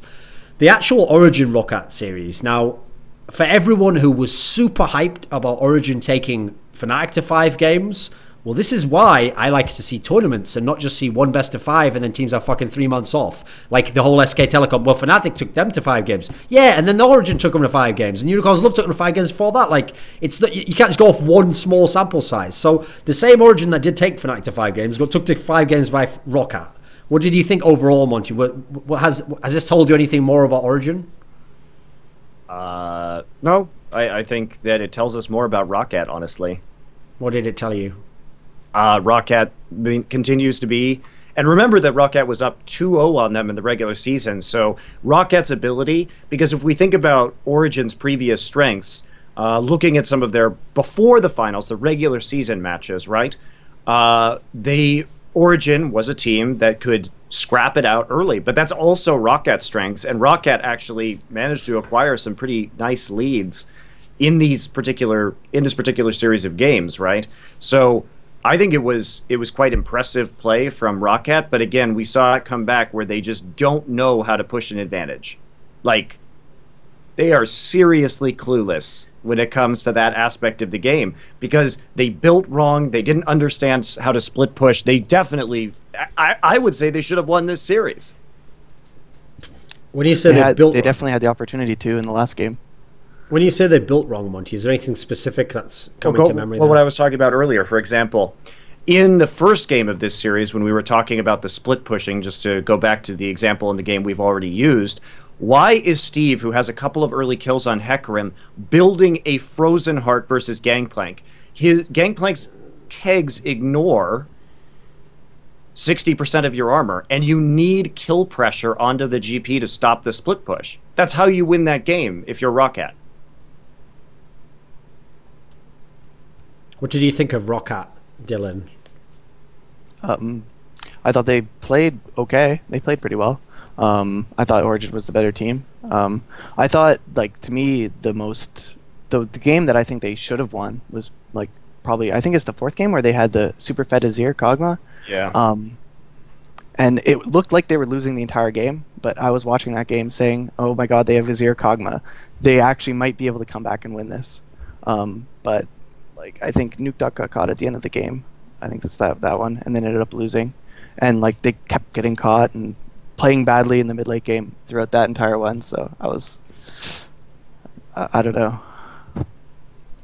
The funny thing was, for Roccat, we actually discussed this when Vander was on the show, with how the regular season ended, they were actually in this really weird scenario where they had to play a tiebreaker that was essentially just for seeding, and if they'd chosen to lose it, they were still in the playoffs, but they'd be on the other side of the bracket. And the other side of the bracket was H2K, then Origin. And since they'd already beaten Origin in the regular season, you could have made the case that maybe they should have purposely lost the tiebreaker, even though they'd have a harder first round, just so that the way to the final in theory would be easier. Whereas the bracket they were going to be in was, even if you beat Giants, okay, easy match, you had to play Fnatic, who was almost an absolute loss for everyone. You think they actually should have lost that tiebreaker on purpose, Monty, just as like gamesmanship, to think, well, if we're going to have a chance to win anyway, there's a better path to the final and qualification, etc.? I mean, logically, probably. It didn't really matter because they ended up losing to Unicorns of Love, right? But yeah, obviously, yeah. In a theoretical universe, sure, that's probably true, as unfortunate as it is. I mean, unfortunately as well, that's a flaw with having tiebreakers like that, where you are actually in anywhere, but it's deciding the seat. That's an issue in its own right. But anyway, we'll move on from that. So in the final. Now, the sad thing about this gauntlet is that this was the final, Origin versus Roccat. Whoever won that one, like, congrats you through the worlds. I mean, obviously, you have to do a victory lap first versus Unicorns of Love, but there was this match still to be played for Origin versus Unicorns of Love. What did you think of Unicorns of Love in this gauntlet, Dylan? I don't think they played very well. They just looked kind of lost throughout the early game, specifically in lane swap play. I thought that was, like, almost not acceptable. If you're playing in third place matches in the LCS and you're also playing in what's it called, like the gauntlet finals like that, the fact that they came in with lane swap strategies that were like they looked outdated. They just weren't what the top teams are doing lane swaps right now, and they were getting trashed in lane swaps. Now, Monty, something has to be done about this. Like, I would just say that we need to mount some sort of a search and rescue team. And we need to break into the Unicorns of Love Alcatraz, and we have to get to Power of Evil's cell and just be like, listen, you have to come with us. You're in a prison right now. But the problem is, Monty, I'm worried that when we get there, maybe it would be like that scene from Game of Thrones where they came in to rescue Theon Lovejoy, and obviously he'd been so brainwashed that he didn't want to leave, Monty. He actually thought it was all a trick and he wouldn't leave. So I'm worried that we'd get there, we'd get to Power of Evil, but he'd be like, what do you mean? These are my friends. This is a good team. This series was the best example I've seen of where this guy is in a prison. Finally, Power of Evil decided that it wasn't a good idea to play Runeglaive, post-nerf Runeglaive Ezreal, and horrendous Devour Kayle in the mid lane, right? So he finally got Victor at Azir this entire series, and he played super well. Yeah, on an individual level, Power of Evil is a great player. And I don't know what you can say about this. It's tragic, really. What do you think of Power of Evil, Dylan? He played really well. That's pretty much all there is to it. In this set against Origin, like, he went off in like every single game, but the overall team play just wasn't there. The problem with their team, I think, is that they are one of those teams where they are so propped up by having him as a player.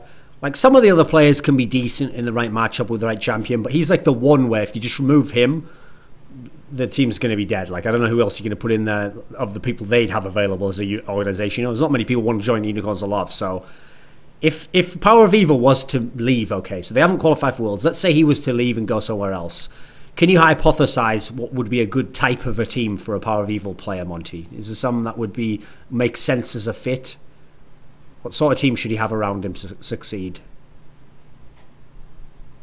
I mean, pretty standard, like, support the mid laner, control mid, get the vision around the mid laner, and play around him. I think it's not very hard to theorize. Okay, Monty, but TSM already has Bjergsen, so who else? No, but what I tell you an example, Monty, of where if I was them, I'd immediately be on the phone the second this regional ends, because we'll put 2 and 2 together here, Monty. Here's an idea, Team Liquid. Why don't you get Power of Evil? He speaks English, and also doesn't have to beat people and earn his salary in the scrim server. He just does it in matches, you know. He does it in matches where his team's getting shit on and he still has like 9 kills on fucking Victor in a game where they've got nothing going for them. That's like if I were every top NA team who didn't qualify for Worlds, I'd be on the phone trying to get this time. Fucking tip. Why don't you go ahead, mate? Write a blank check and send it to Power of Evil and say, come and join our team, get super paid. How do you think Power of Evil would do if he went to NA, Dylan? Would he do well?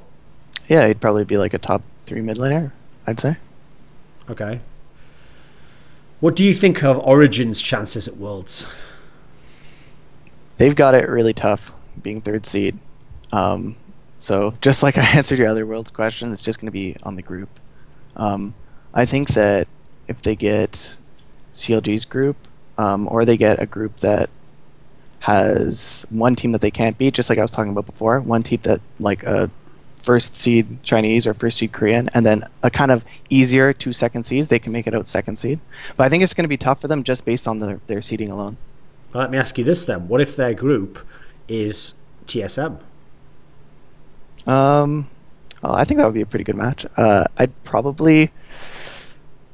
give, based on how TSM was playing recently, I'd give the edge to Origin, but I actually don't think it would be like a raffle stomp. What do you think, Monty? I think that Origin will destroy TSM. In what respect, though? I think Expeke can play just fine against Bjergsen. I think that Soaz will have an amazing, will outclass by a long shot their competitors. I think Reckless and Yellowstar will outclass.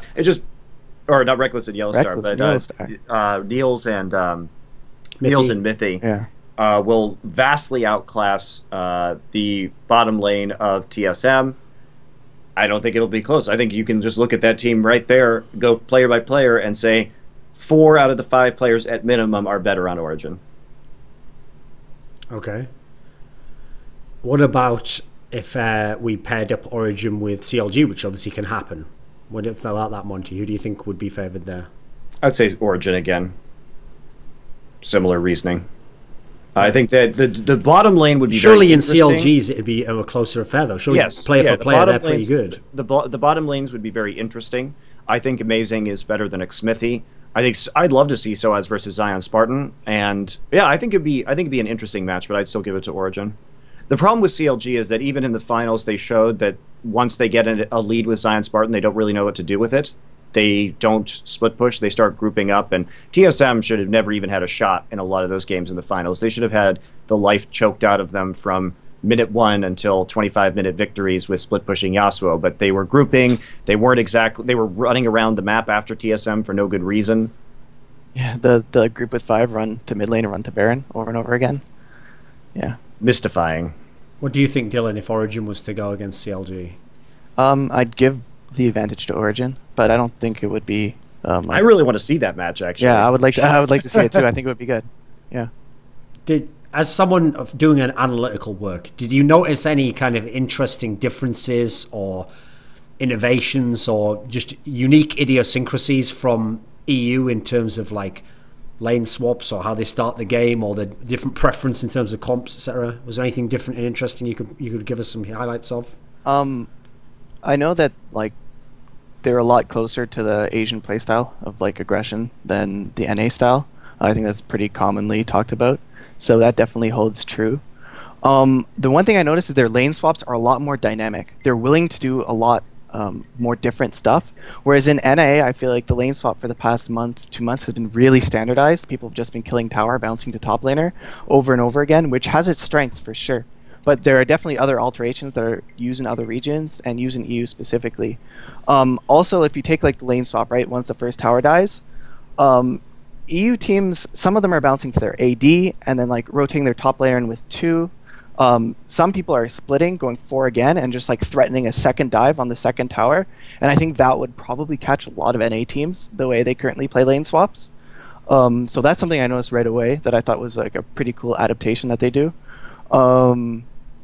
As far as like overall game plan, Origin in specific, as I said before, is just like way better at closing the game through alternate methods like split pushing and stuff like that.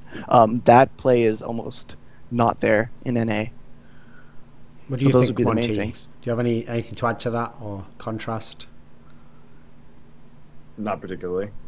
I wanted to go into a different topic, which is something that's been intriguing me, and I have my own theories about it, but considering Dylan likes to take a look at these lane swaps, I think we have to talk about the difference between Korean lane swaps and LCS team lane swaps, and the fact that Korean teams never, ever try and take down that turret.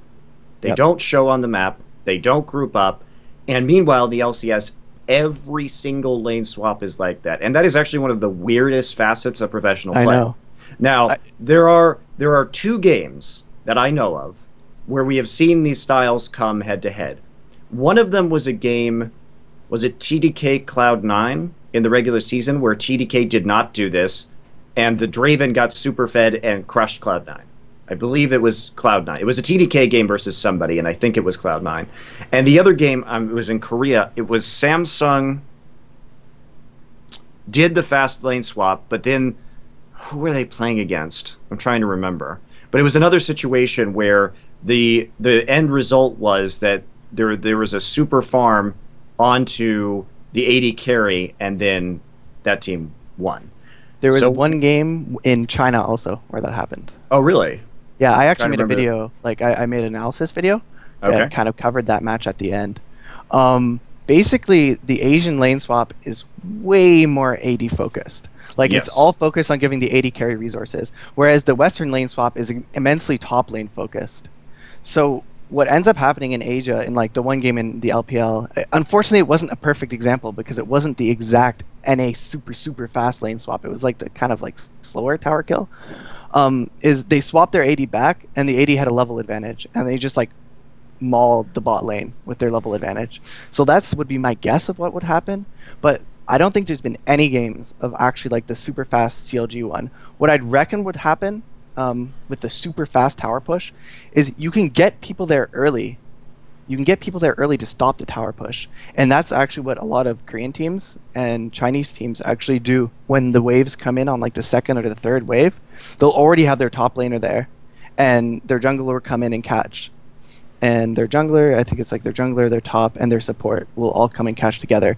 So that can be done in NA. And NA teams and EU teams are doing that as well. It's just basically like you stop the push, the super early push.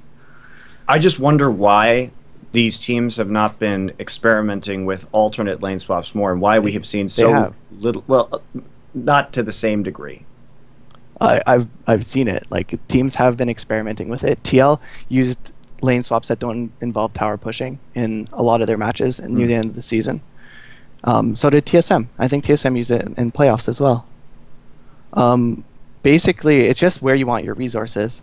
And I also, what I find really interesting is the difference in champion pools that like the different types of lane swaps actually like kind of enables, because these Asian teams are using like a lot of Vayne and a lot of stuff like that that plays really good with that early advantage. I mean, even Corki with an early level advantage can be very significant. In NA, you have teams like CLG that what they do is they pick Tristana, which can just fast push the towers, and then they bounce their Olaf, and their Olaf gets an advantage over the enemy top laner, and they try and use that like to end the game. And I've seen these kind of interact. I've never seen one where the tower goes down though, where they actually just like completely sack the tower. So I don't know. That's like, to me, like I'm gonna be seeing scrims from like Korean teams and Chinese teams in like the next few weeks, and that's basically a point that I'm pretty interested about. My guess is the AD is going to get ahead and run over the game. That's my guess, but I'm not sure. So to finish up on the Origin topic, there was another piece of news, which was I mean, I almost cried laughing when I saw this, Monty. It was just too fucking perfect. So, you know, I've referenced already how a bunch of people, especially European experts, get really mad every time you would say that, like, characterize Origin as a team that had issues later in the game and had very strong players and strong play, but not necessarily strong team play at certain later aspects or understanding how to close the game out at the time. At least this is before the playoffs generally when this was being talked about. People got really mad at the notion that we were criticizing like their coaching or suggesting that they weren't doing a good job in that respect. You know, everything but the coaching was the issue, not the issue rather. So what's funny is their coach of Origin, despite them just qualifying for Worlds, stepped down even though they're going to Worlds, and basically sort of the gist of his message was sort of like, I didn't really get to implement a lot of the things I wanted to or have full control as a coach, and so I actually think it'd be better if I didn't even coach them at Worlds. Now, what do you think of this, Monty? It's too good, isn't it? Life's also, too good, the reasoning is something that I've been saying forever, which is that players should not be owners of teams because there is no way to coach these teams when your boss is the one you have to be hard on sometimes, and they can just ignore you because they're in charge. It's a nonsensical, illogical situation, and even though he was nice about the way he left the team, that was definitely part of it. He said straight up, it is difficult to coach a team where the player is the owner because you can't coach that team. Do you have any thoughts on this topic, Dylan? Yeah, it makes sense, the fact that it's difficult to coach a team when the player is the owner. He said it. It's true. Does that mean that XPK shouldn't want to own his own team if he wants it? Why not? Why can't he? Why can't he do that? Like, I'm not saying he can. I'm just saying, you know if you want to like, coach, then yeah, that's the price you pay. Yeah, it's just a trade-off. I think that as far as like structuring your coaching staff and stuff like that, I think there are different ways to create a functional coaching staff, and it's not always got to be like the one person dictating everything that goes on strategy and stuff like, and strategy wise. I think there can be a more player focused like team like way to structure things. But yeah, at the end of the day, there needs to be someone that has some level of authority in charge, and it's just difficult when the team member is the owner. So, okay, I have a question on that topic then. So this was famously one of the big furores about TSM, this split, was the whole thing about Reginald took over as the coach, and then in doing so, he even explicitly said, like, it's not LoClashDylan's job to have, like, the final say and authority over people. He's just there to facilitate discussions, etc., etc. Some of the people who disagreed with our criticisms of this, okay, essentially said, like, it's just a different type of coaching. You know, you can have these like discussions, you don't need to have someone who has the final say and all this sort of thing. Do you have a perspective on this? It doesn't have to be specifically about the TSM case, but like, what is the other side of it? What is the positive of this? What can work about just having discussions over and over and not having like a coach in the end who comes in and says, this is what's happening? I think the positive is that in a game like League of Legends, it's very easy for one particular person, especially when strategy is so dynamic and so kind of, it's not concrete. It's not like this is the best thing to do at this scenario and this is the best pick and I know this is the best pick because of XYZ math on my screen. When one person gets complete control over picks, bans, stuff like that, that it can kind of become easier to sidetrack yourself and kind of tunnel vision on things that are incorrect. And if the entire team is like has to blindly follow at all cases your direction, that can run into problems. That's what I think. So that would be like the kind of counter argument to what you guys were saying before. Do you think for Westerners this player-centric approach is better? As a general thought, for if you're thinking about a lot of the different LCS, is this a better approach than the top-down approach? I think it depends on the team and depends on the people involved. I think if you have like a coach, for example, that has a lot of background on like athletic stuff or stuff like that, you can have someone that has complete authority over that portion, but doesn't have complete authority over other portions. It just all depends on, I think, who you have, who your players are, and how you divvy up the responsibility. What do you think, Monty? I think it does depend to a certain degree, but I do, as you know, think that a strong vertical structure is necessary. I don't think that listening to 17-year-olds and their opinions on how a team should be run or how the environment, when they haven't had time to develop as people, is a great idea. Because, I mean, listen, I'm entirely open to the notion that you don't just copy things that Asians do on the basis that they are better than you at them because they might not fit your skill set, culture, and all the rest of it. I'm totally open to that. But I will say, I think you would be very hard-pressed to get any top LPL or LCK team and find one where the players are dictating almost any aspect of the game. Now, maybe a player has say over picks, he has some wiggle room. Even then I get the sense it's like, here are your 3 options, which would you like to choose? Like that whole scenario, okay, in MSI where Faker essentially supposedly had some sort of veto power and was like, no, I'm going to choose LeBlanc in this situation, and that ended up being like a fatefully bad pick. I think that was like a very rare example, and that was cause it's Faker. Like I don't think that happens a lot. I think there are a lot more teams out there that have a lot more player-focused pick ban strategies than in Asia. You think. Yeah, I think so. I don't know this for certain. I know there are some that are completely coach-focused. Okay. And I know there are a lot that are, but I think there definitely are exceptions that.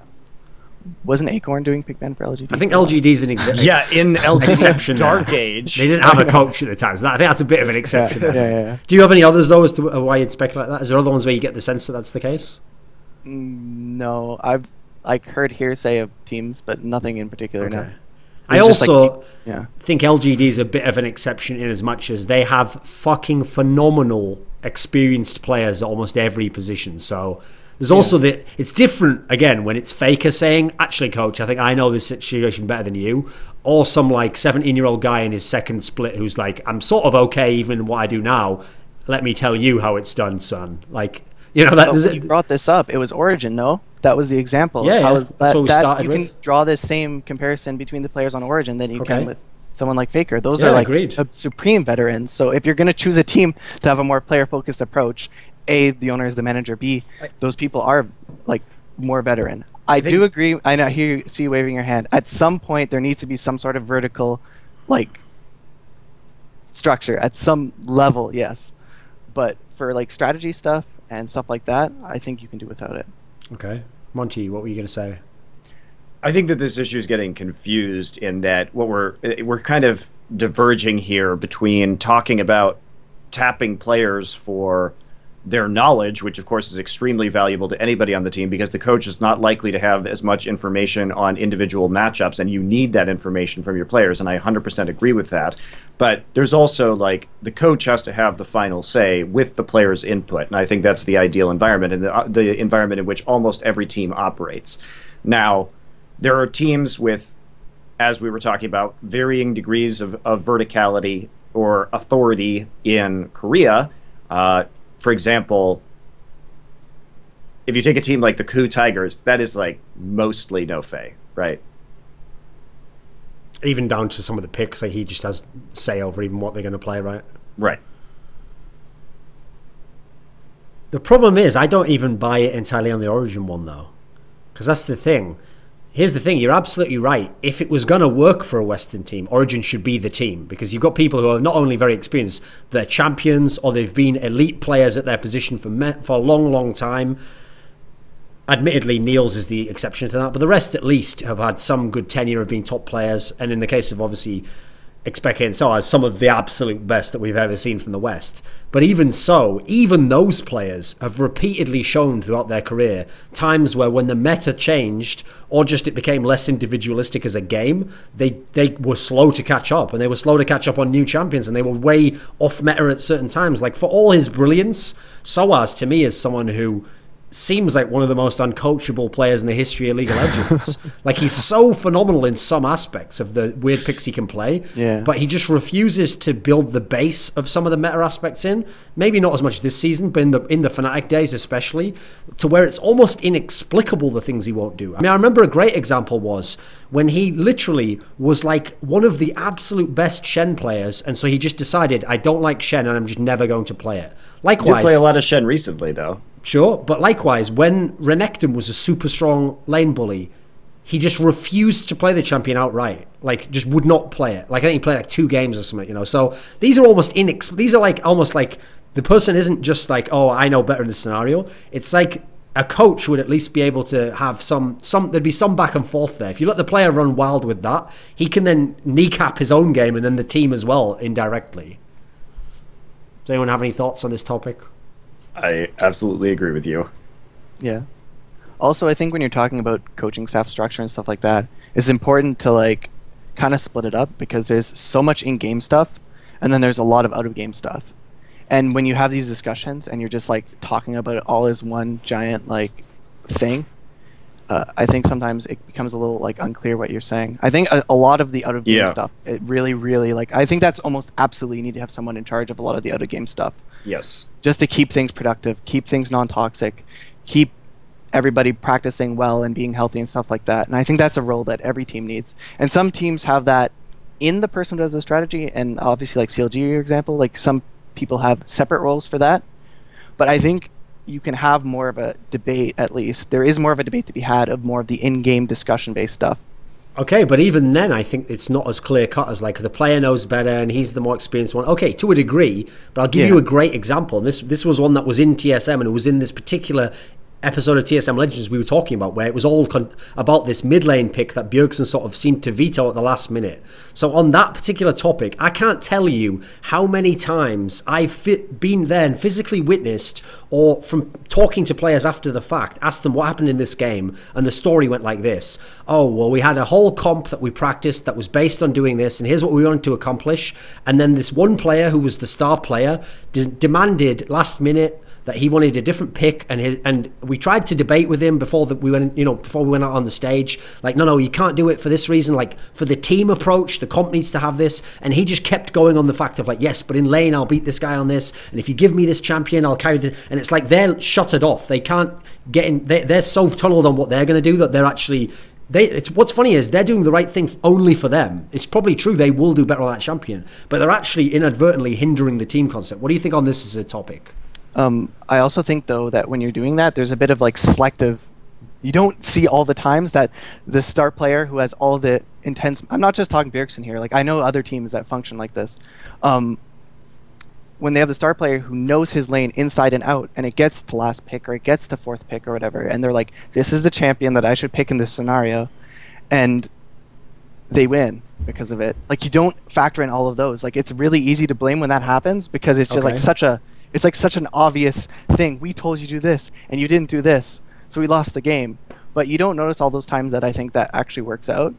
Do you not see it as a problem, though, that when it works out, you've still done something that you didn't prepare and practice?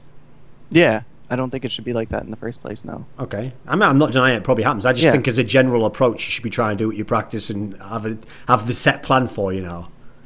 Yeah, I think, like you can throw a curveball on yourself as well as the other team there by doing so.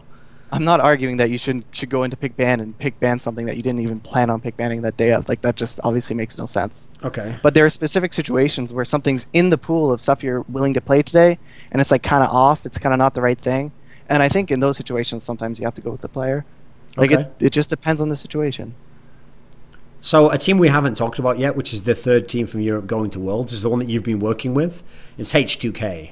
Yeah. Now, before you had anything to do with H2K, just as an outsider, what were your thoughts on the team? I had watched very little of H2K's footage before I started working with them, just like playoff games and stuff like that.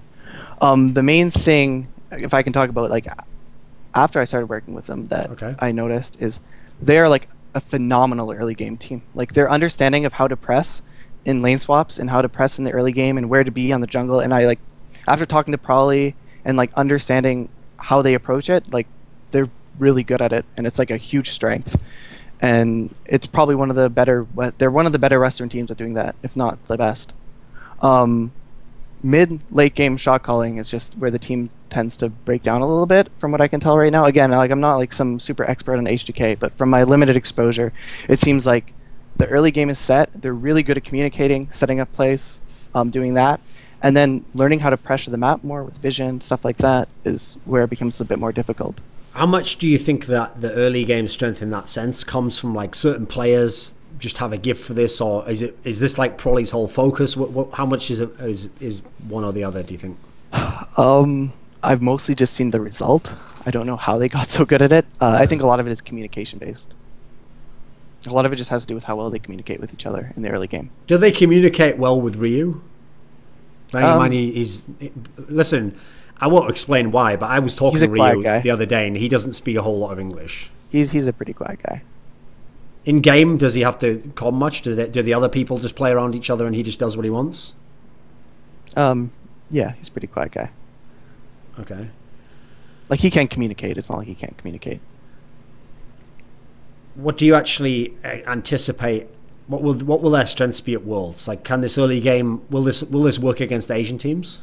Will they catch them off surprise, perhaps? Yeah, it could. They could get ahead in games if they play lane swaps really well and they play their early game really well. It's going to be a lot harder, of course. I think if H2K goes in with the same weaknesses that they have right now, that they won't do very well. But I think that it's something that totally can be worked on. Like, it's not like unfixable stuff.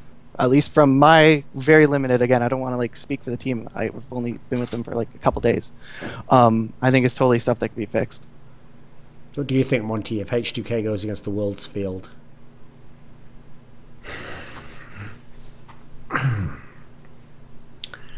I don't know how much in the coming weeks that these issues can be reliably addressed, just because I think you're right to point out that they do have these late game issues, and I'm not sure how reasonable it is to think that they're going to be fixed in the very limited amount of time coming up to the World Championship, because there are quite a few problems with how they engage team fights and how they play around objectives right now.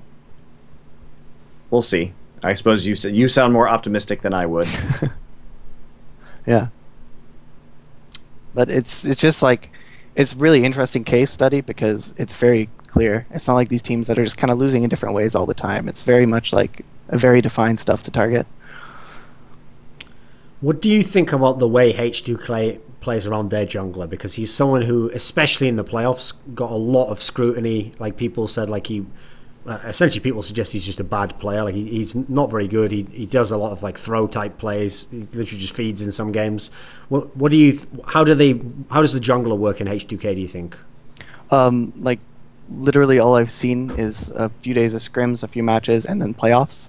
So I think he had like exceptional games in the third place match on Lee, and then he just had like misplays in the set against Origin, like a lot of misplays. I don't know. Like, I don't really know. Like, it just depends on how much he can improve and like the amount of mechanics that I don't know his base level, let's put it that way. I've seen him performing really well. I've seen like misplays where games are thrown. I'm really unsure on his base level of play. In the event that these groups you guys have described, like the best possible groups for Western teams, whether it's Fnatic, whether it's TSM, the best possible group scenarios, nearly all still have them coming out in second place. I don't think anyone can put together a group where they're going to come out in first place. It seems extremely unlikely because you're going to get a Korean and Asian team. Okay, so since everyone's coming out in second place, you basically can't even play another Western team in the round of 8. You're going to be playing an Asian team, Korean or Chinese, in the round of 8. So most reasonable people I know would say probably best case scenario for most of these teams is to make the quarterfinals and just lose. So same as last season. What do you actually think in terms of the 6 teams going from the West? Can one of these teams, any of these teams, can you see them making semis or final, Dylan? I think Fnatic or CLG have the best chance of making the semis just because they are first seed and can draw a luck box group. If they can do that. CLG might be a bit of a stretch, but it's possible. I think a lot of it just, again, is the group draw. But to do so, they have to get their wins in the group rather than beat a good team. Yeah, and then they play a second place team, which could be a team that wasn't performing that well. Okay. I'm just saying, like, best case scenario. If teams were going to do it, it's going to be the 2 teams with the first seed. Yeah. What do you think, Monty? I don't think there's anything more to say than that. I understand that players are always going to be over exuberant about their chances and be very optimistic and all the rest of it, etc. There's one thing, okay, right, when Zion Spartan says, I think we're going to do really well, but to actually say that they can win it all, do you actually believe he believes that in his heart? Do you think he was just was he just drunk on the wine of victory, Monty? Do you think he actually in his heart believes they can win? No. I don't think. I mean, maybe, but that would. I think he believes it, Monty. Okay. You have to remember, here's the thing about Zion Spartan, okay? Because he's a really soft-spoken guy, and he's a funny guy, but in an acerbic way, he actually downplays the fact that he's quite a cocky person. I've watched a lot of his interviews, okay, so I think I have got a bead on this that other people don't have. They think, because he just says it in like a sarcastic manner, they think he's just joking. Oh, he doesn't really think that way. If you ever talk to Zion Spartan about past games he's had, he'll be like, well, you know, people say Asian top lanes are really good, but you know, I solo killed Flame. Like when he first played Flame, like his first tournament at like IPL 5 or something, you know, some fucking play that no one in history remembers, which is very different, obviously, from playing Flame at his peak and beating him, which is almost what the implication is there. So I think he believes it, mate. I think he actually thinks that if things go perfectly, they can win the tournament. I think that's absurd. What do you think, Dylan? Probably not. I don't know. It's like the obvious answer. I mean, no, but I mean, even in I mean, put it this way, give them every advantage. Best group, they have one really sick best of one game against any Asian team you choose. They go into the best possible quarterfinal draw. That goes amazingly well. To even get them to the semi-finals, we just had to have like 7 things happen. He's talking about winning the whole thing, not only making the final, winning the whole thing. It's a bit unrealistic, right? In fact, it's just not going to happen. We can pretty much, realistically, you know that whole thing of there's a chance. Yeah, there's a chance that right now a Boeing 747 crashes into this room and ends this fucking broadcast. No one really is considering that as a chance, are they? They would go ahead and put that in the functionally impossible box. So is it functionally impossible that CLG wins Worlds, Dylan? Can we just go ahead and write that off as anything that can happen? Oh man, this is going to be like repeated and repeat if they actually do win, but no. I wouldn't worry about that, mate, because again, that's like saying, yeah, but if that... like some groundbreaking analysis that Western teams aren't going to win Worlds. I don't know. Hey, listen, it's news to some of these players, mate. They think it can happen. They believe in the dream. I mean, I just love the idea that last split, Zion Spartan couldn't make semis of it, but now he's like, I should probably win the whole World Championship now, right? Hey, to be fair, though, talent is a lot more spread out this year than it was in previous years. Sure. I think. There are exceptions, like, I guess the top Korean and Chinese teams still actually have... Do you know what the problem with that, though, is, Dylan? Yeah. You actually just explained in a weird way there as to why I actually think it's even less likely that a Western team can get to the final and win. Because now you have 4 to 5 strong Asian teams, whereas before you had 1 to 2 really strong and then a bunch that were like iffy. Like, if people last season remember that OMG was 1 game from the final of Worlds, that was a weak OMG. That was an OMG that had a lot of problems and it had fucking tons of problems all season long. That wasn't some super dominant team. Put it this way, that lineup didn't make my top 20 lineups of all time. It wasn't even close. Wasn't any debate even needed on that one. So actually, in a weird way, Samsung White being so fucking insanely good, I think made people overvalue how strong Season 4 Worlds was. Samsung White was fucking insane. Who else was that good beyond them? Samsung White was just like miles and miles. Like, yeah. I've watched so much footage of them. I mean, Blue was like decent. Royal Club was very good as they went through the tournament. OMG was iffy. Shield just fell apart completely. Forget the Western teams. It's not that relevant in this debate about how super strong teams, you know. Actually, once you take Samsung White out of the equation, it wasn't that super strong as a tournament in general. Yeah, I think the West at last Worlds was generally pretty strong. I think if you take the top 5 teams at last Worlds, there is probably a couple Western teams in it for sure. Whoop whoop. Ip. Yeah. Did I go over something bad? Like the tripwire has been tripped? I mean, the top 5 teams had a couple of Western teams. Please name the top 5 teams. Samsung, Royal. And then from there, I think it gets kind of shaky. I guess you can go... Najin finished first in their group. Yeah, I guess not. Well, Najin also got like... I would say OMG was better than the Western teams. Yeah, I guess... Those are debatable though, Monty. Yeah, it gets debatable, I think, around 5 or 6 then. Those are debatable, Monty. I mean, Fnatic almost beat OMG. Alliance almost twice beat Najin White Shield. The problem is we didn't get to see the Europeans in the playoffs. We don't really know how strong they were in bracket play. That's an issue. And then we only saw the NA teams against Samsung. So we saw no Western teams in best of 5s against all those like OMG, EDG, stuff like that. And I think that those would have been really, really interesting sets to see. I don't see the Western teams doing well against OMG. Maybe EDG. But the point is like I think you could say maybe one was in the top 5. Yeah, that's fair. Still one though. We got one. I think this season is when it's going to be harder to put one team in the top 5. Yep. As much as people want to get exuberant about Fnatic and it's going to be great and all the rest of it, yeah, I still can't go that far yet, mate. To be top 5 in the world. What It's about a lot to ask. It's hard to say. So similarly, I think Soaz suggested like that they could make the semis or something. No. That was entirely taken out of context. If you read that interview, what he says is Fnatic could make the finals. He gave them like a 50-50 shot of getting it into the semis. It wasn't like a prediction or anything like that. I just said could. He just posted in the Reddit thread, was like, stop being stupid, people, too. So I just said could. I didn't say they will. Fnatic. He wasn't talking about Origin. Oh, Fnatic. Okay, so he said Fnatic could make the semis. Could make the finals. If you had to pick an Asian team that they could play in the quarterfinals, who could Fnatic actually beat? What's reasonable? Can you think of an Asian team that they could play in a best of 5 that's reasonable they could possibly win? They don't have to be the favourite, but there has to be a good stylistic matchup or something. Cool, maybe. Can you think of one, Dylan? Depends who goes from. We don't know who's going from the Asian regions. I guess You've got a wider selection to pick from then. we're talking Origin, right? Yeah.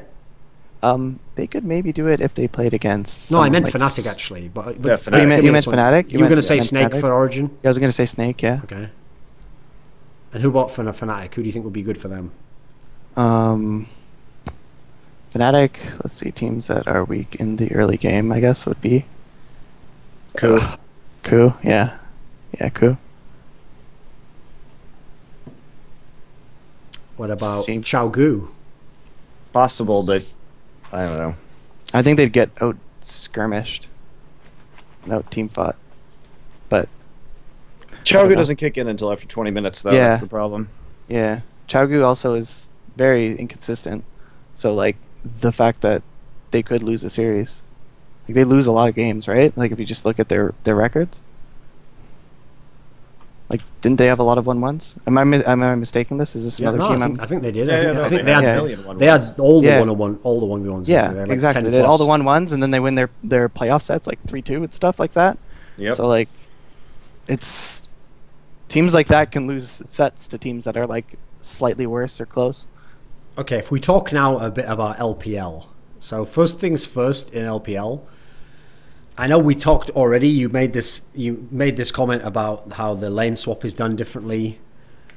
Do you have any insights that you'd like to start off with, Dylan, about LPL that you've seen, just from an analytical point of view? Do you have anything else you want to bring to the table that might be interesting? Yeah, this is something I've actually spent like a decent amount of time looking at. I find when it comes to a lot of like early game stuff, there's just so much LPL footage, and they play so aggressively that you can pick out a lot of like cool and interesting stuff that they do. Straight up, the lane swaps, as I was saying before, they're just like really AD focused, and a lot of the champion picks that they've been using, like a lot of Vayne and stuff like that, and Cog, kind of are focused on that. So that's like a major stylistic thing that I've noticed in the LPL.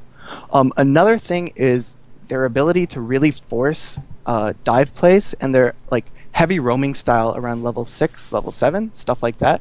It's something that I've like compiled some clips of and stuff like that, and LGD does it a lot. Like LGD, especially when TBQ's on Lee Sin, they'll do these plays where they just completely ditch lane. They run to a lane with like 4 or 5 people, and like they'll just try and hard dive. Or they'll have Diana like that can also TP on the flank, and they can double TP and do the 5-man plays.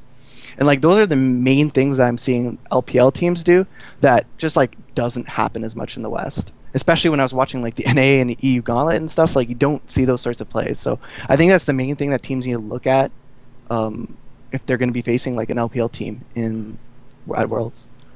How appropriate do you think that style of play is? Like, how efficient is it? I think it works. Like, they pick these characters that are good at it. If Elise or Elise Sin and a strong top lane counter pick and like your mid laner all show up to a side lane, it's pretty hard to not die. Do you think it's going to be like a shock when the Western teams have to play against this in matches? Yeah, well, they'll also be scrimming them. So I think the first time it starts happening in scrims, it's just going to be like, you're laning. Oh, wait, 4 or 5 people show up to your lane, you're dead. Should be pretty amusing, actually. Yeah. Is there an obvious answer to this? Like, do you have to just adapt and do the same thing yourself? Is there a way to prevent this? Well, you have to see it coming and stack people in that lane so it doesn't happen. Proper jungle pathing to counter gank it. That's one. Do it yourself on the other side of the map. That's another. Vision, of course. It's League of Legends. You can always solve every problem with vision. I guess, actually, no, the forces you can't solve as much with vision, because the point is once they show up, you're already dead. Lane matchups is a big one. Stop picking losing side lane matchups against these teams, because if they're already winning these side lane matchups, it gives them control over the wave, right? It lets them set up these sorts of plays a lot more efficiently. And I think that's why, especially teams like LGD value something like Gnar a lot that gets a lot of side lane priority. It's why the TP Diana has been so successful, and like the Victor, stuff like that. It all fits the playstyle, like Lee Sin, Elise. What about like, have you watched many EDG games this split? Earlier on, I watched a lot of EDG games. They had some like ridiculous early game stats, didn't they? Like their gold lead at 10-15 minutes was like absolutely absurd. If I want to talk about EDG, I more want to talk about what happened in playoffs, because I think that's a lot more interesting. Give us your thoughts. They kind of went to the extreme in their semifinals against LGD, and I feel like they were really heavily drafting for like map pressure, lane priority, and counter picks, and they ended up picking a couple team comps specifically in game 1 and game 2 that really can't win team fights or skirmishes at like any point in time almost. Like they had their comp in game 1, I believe, was like no tank line. Their comp in game 2, I think, had that LeBlanc Corki comp against like a full team fighting comp from LGD. And people were saying that EDG's team fighting in that series like was so bad, and they're usually such a good team fighting team. A lot of that was the pick and ban, and it seemed like they really overvalued like Corki picks and stuff like that. Okay, and then beyond the comp, did they also misplay them? Like was LGD just good at forcing the fights that they wanted? Could EDG have avoided them and played this style they wanted to based on the comp? From what I remember, that set just had a lot of like fighting and skirmishing throughout the entire game. So, yes, I guess they fought poorly. Because the thing about China is that it reminds me of a lot of the Western teams in this respect, which is that they could sit down and we could explain why this team could pick this comp and this comp could totally work and it could achieve these ends, but whenever the ends don't involve team fighting at 30 minutes in the game, if you're a Chinese or a Western team, that's your flaw right then. You just designed a machine that the operator of the machine doesn't want to do what the goal of the machine is. And so many times we've seen these Western teams who'd have like a scenario where they've got the lead, they've got minions pushing in, and they won't just like force this, they won't just like pressure a lane or something. They will just take a fight and then they lose it, and then the advantage has disappeared, you know. Yeah. What do you think about this in general? I think the ability to do that in League of Legends is the ability to win games without taking that fight is like the sign, what I see, of like a really good shot calling team. And I think even among the top Asian teams, like some of them just don't have it. Well, that's why good shot callers are the unicorns, right? It's what everybody wants, but very few people have.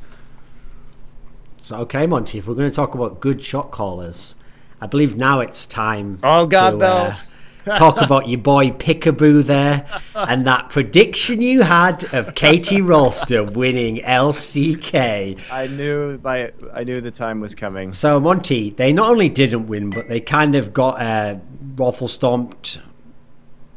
True? True. What are your large picture thoughts before we go into details of the game? What do you think happened? I really liked SK Telecom's game plan coming into that series, and reading some of the interviews with them afterwards. I mean, they had a plan in place with the Malphite to just dump on the Fizz in lane. I think KT really over-prioritized that Fizz in game 2, and they got themselves into a situation where their best player, the player that needed to carry, got crushed. In game 3, I thought they played pretty well overall, but SKT was very cohesive, and once they made one teamfight positioning mistake, the game was over, even though it was relatively even before that, and they were able to account for the dives much better. But if we think about what SKT did in that series that changed, one, they had, I think the Vayne bans were bad for KT because SKT's main strategy was to push lane very quickly in a 2v2. We never saw a lane swap, which I think also contributed to SKT's success because Peekaboo never got on the map. And then when they were in the 2v2, they would just push the lane very hard to keep Peekaboo and Score unable to really do anything at all. They played much more aggressively in terms of lane pressure than they normally do in the 2v2, and that allowed Wolf to get in and help out with Bengi with the warding in the enemy jungle so they could keep track of Score, and that proved very effective. They cut off Peekaboo and Score at every turn. They had the better pick ban. They were prepared for what KT was going to throw at them. They dove the gangplank early to shut him down, even though Someday did eventually get back into that game. It was extremely well-designed gameplay from SKT, specifically against KT's style, and that was cool to see. So in game one of this series, did you have something on the general series in general, Dylan, before we go game by game? Most specifically, I thought that SKT's pick ban was really good in games 1 and 2. I thought game 3 was a little like... Well... Yeah. Game 1 and 2... Riven in game 3. Yeah. Not sure that was entirely serious. Faker said after that game that he doesn't think that Riven is competitively viable. Nice. Looked pretty viable to me in that game, right? Well, that's the joke, right? Is that he doesn't even think it's good, but he was picking it anyway. That's how... That's his Korean trash talking here, right? So, okay, in game 1, one of the first things just in pick ban that I found interesting was, if you remember the way it went... Okay, so I think that actually Faker was the first pick Azir. I think that was they took that to take it away from Nagne. And I remember KT purposely left the mid lane to counter pick at the end, or do the mid lane pick at the very end. And I thought, based on what was open, okay, are they going to pick like Victor here or something? And they actually chose LeBlanc. What did you think of that, Monty? I don't like LeBlanc right now. I think she's been nerfed too much, and I think that Nagne played it also very badly into Azir. You have to be able to respect the wall, and they couldn't burst anybody down. I think the game plan, actually, from KT's pick and ban in game 1 wasn't that bad, but they failed to execute it. I mean, Corki got super fed in the early game, and then they didn't group. Like, they could have won that game.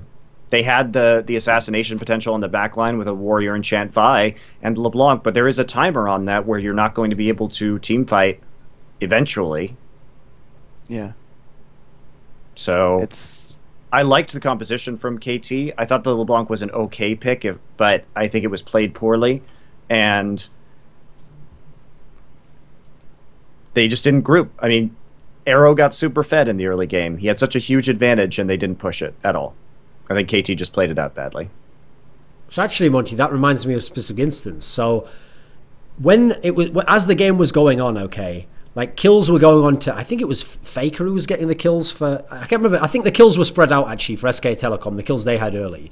But like 3 kills really early went onto Arrow, and he got his Trinity Force on Corki pretty 10 quick. minutes. And then they didn't do anything, and all they did was group to take a dragon and sort of decide last second to back out of it and not to do so, and in doing so that like sort of began the spiral of everything going to shit. Now, what do you think happened at that point? Because you were saying on the last week's show that actually you don't think SKT is a particularly strong team fighting team. This is not like their strength, so wouldn't just have taking that dragon fight and forcing the fight, wouldn't that have been the right play at this point?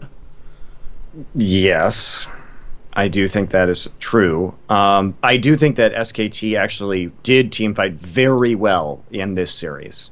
I think that was one of the major points of improvement for them, and a big takeaway was SKT looked a lot stronger than I thought they would. And that's part of it, is that we hadn't seen SKT in a month, right? And we hadn't seen really relevant SKT in quite some time because they had already locked up their first place finish. But they looked really, really motivated. I mean, they looked really good. Much better than I thought they would. Do you think KT was choking? Yes, to a certain degree. I think that they didn't have a plan for what happens when they were behind, and that was obviously one of the questions going into this, is what happens when Score and Peekaboo can't get in the enemy jungle and start doing their normal thing. So, what did you think, Dylan, of game 2? This was the one where it was basically like the Bengi and Faker show. Yeah. I really like the draft. There's like a lot of Ashe play, right? Like people have been playing a lot of Ashe Yeah. recently, and Victor obviously is a staple pick. And I really like the whole Kennen, Diana, Malphite, Sivir combo to just exploit the mobile backliners. Like it's something that people did a lot in the spring, and it's something that I think around midway during summer, like Victor and Azir were just so powerful that these like full dive comps become a little less played, at least in the Asian regions. So it was really cool to see that comp come back. Also, it was nice that it was like a completely different comp than the first comp in the first game. First one was like your classic Azir team fighting comp, and then the second game they just play like this full dive comp, and it was clearly like prepped for the Ashe pick. So Monty, this game, in theory, was comfort picks all across the board for KT. They've got some days got the Fizz that he's doing so well on in the split. Peekaboo hadn't lost a game on Thresh to that point in time. Arrow's Ashe was what had obviously gotten them to the final in the first place. Yep. Nagne's a Victor player. It's one of his better champions as well. But basically, Faker just made Arrow's life hell and just killed him like a million times in a row. What do you think of this game? Well, the game two, the problem is that they counterpicked the Fizz in the laning phase, and that meant that Subday got super far behind, and then the Malphite got a huge advantage, and then they did a good job of getting the Diana ahead. And what is Arrow supposed to do? He literally just can't live in that situation. That is not a fault of Arrow's in any sense, really. Your camera's blurry, by the way. Oh, sorry. That's not a fault of Arrow's in any sense. The main problem was that what is he supposed to do? His options were, okay, the solo laners on the enemy team are fed. These two particular champions can dive me under the turret. At that point, his options are, I am going to sit in base and not farm, or at least try and farm cautiously as I can and try and make his presence known on the map. At the end I of really the don't game, see that as Arrow's issue. At the end of the game, he had an Infinity Edge and an Avarice Blade. That was his build at the end of the game. So, meanwhile, it goes without saying there was many more items on SK Telecom by that point in time. Of course, yeah. How strong is Diana at the moment, Dylan? I think it's most people generally pick into Victor. I think Diana's really strong. I think she fits really well with a lot of the more aggressive comps you can build, and does it without sacrificing the heavy like lane priority and lane pushing that you sacrifice when you pick other picks that do similar things like Yasuo and other assassins like that. So I think that's probably her main strength. She still has like the same weaknesses that most, I think, melee assassin kind of type characters have, like kind of weak to like heavy CC teams or teams that have like insane amounts of protection. I really like watching Diana in competitive play, though. It's really entertaining. So, Monty, you already referenced before. Game 3, SK Telecom's up 2-0, and Game 2 particularly had been like a super stomp and a faker super stomp at that. So he locks in Riven.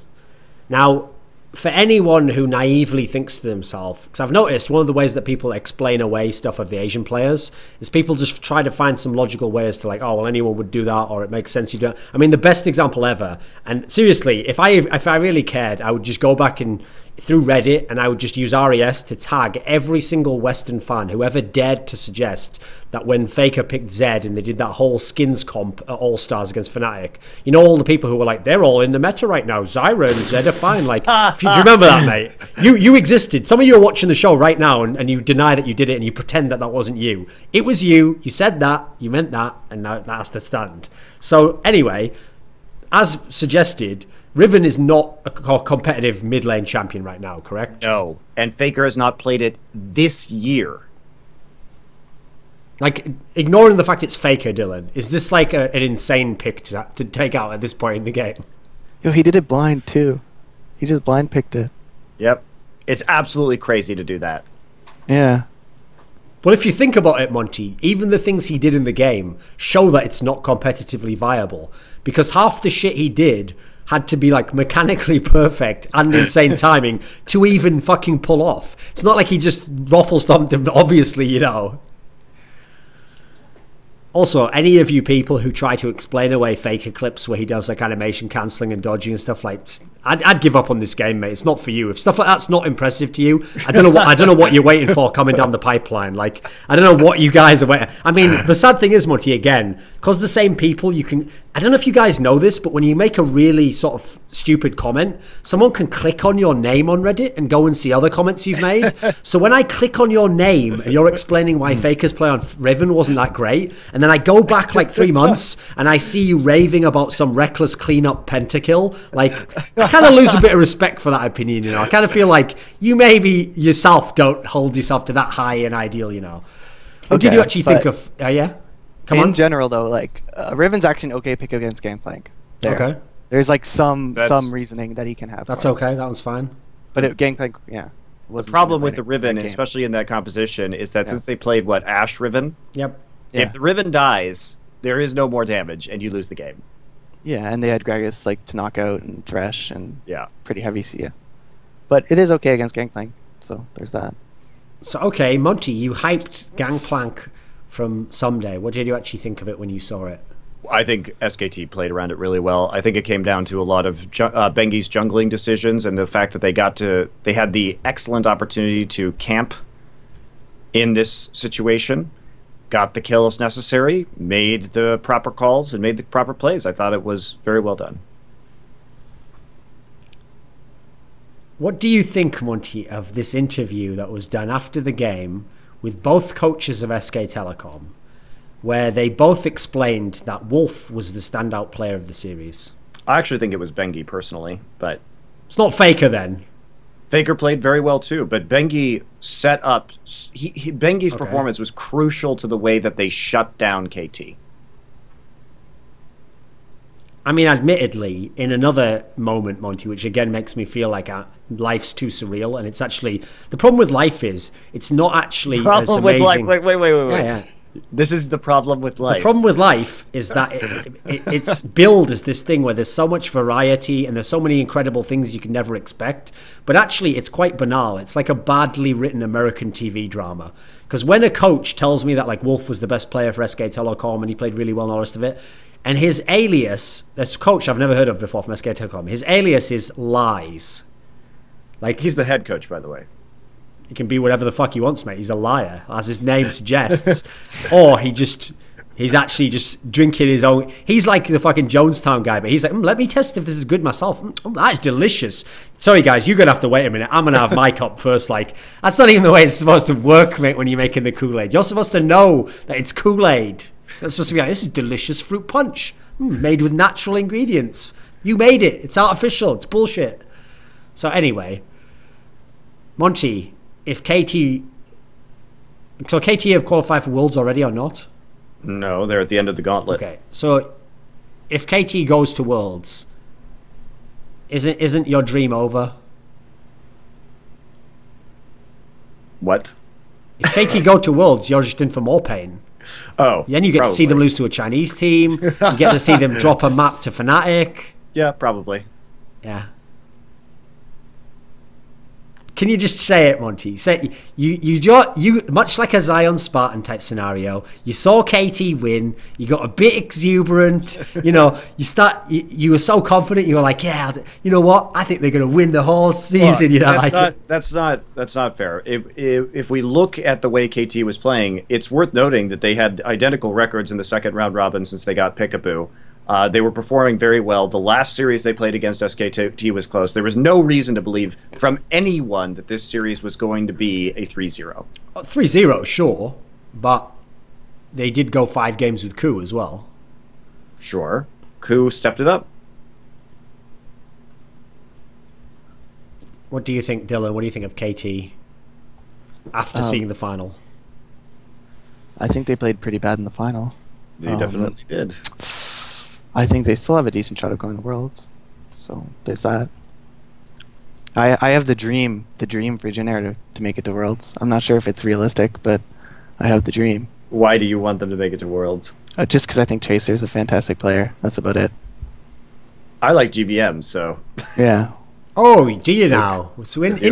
It's not a really complicated reason, but It's interesting, Monty, how this week you like GBM. I gave you your chances last week. I was like, what about that GBM? You're like, nah. I think you even said something like his champion pool's like not in the meta or something. I can't remember what it was. It's something along those lines. No, like, his champion pool is always plays many different. You weren't games. so high on him last week. That's all I'm telling you, mate. I think he's fine. I don't think he's the best, Thorin. Just because you operate 100% in hyperbole doesn't mean that everyone else does too. Hey, listen, mate. You're the one who said KT's going to win LCK, so you know, a lot of us like to exaggerate, you know. So I'd have just said they'll give a good fight, and maybe on the right day it's possible, but I wouldn't be so bold. Instead, you were like that guy in the fucking crowd who has like not only goes to the final, not only watches and cheers, but brings a fucking flag and like flies it during the whole game. Like what? What even is that? So in the first round of the gauntlet in Korea, we had the first game. Jin Air 3-0 over Najin. Unexpected result, right? Shocking result. Shocking. Never would have seen that one coming. No, that is literally the result that no one would have predicted. So what does this mean, Monty? Is Najin really bad? Is Jin Air good suddenly? I don't know the answers to these questions. Jin Air played well, but then again, if we look at Jin Air's consistent problems, they had trouble closing games. They had no one really carrying the team. They couldn't engage properly. So many of their problems came from like Chaser going out of a fight while Che was going in. So their team fighting, execution. When it came to engages, when they were kiting, it's good. Jin Air's strengths: kite compositions, poke, vision has always been good. Conservative play, where they take very few risks and they can get advantages out of it. Late game shot calling has been okay for them, but where they fell apart was just in the actual execution of team fights when they wanted to engage to actually force a game to end. Now, in this particular series, a lot of these issues went away. Does that mean that they are suddenly a good team now? I don't know. We only saw Malphite from Trace. What else can Trace play? How deep is their pool of strategies is a really relevant question at the moment. Dylan, why are you so high on Chaser? What's so good about the guy? Nothing too particular. I just think he's a good jungler. I think he makes good decisions and he fights well.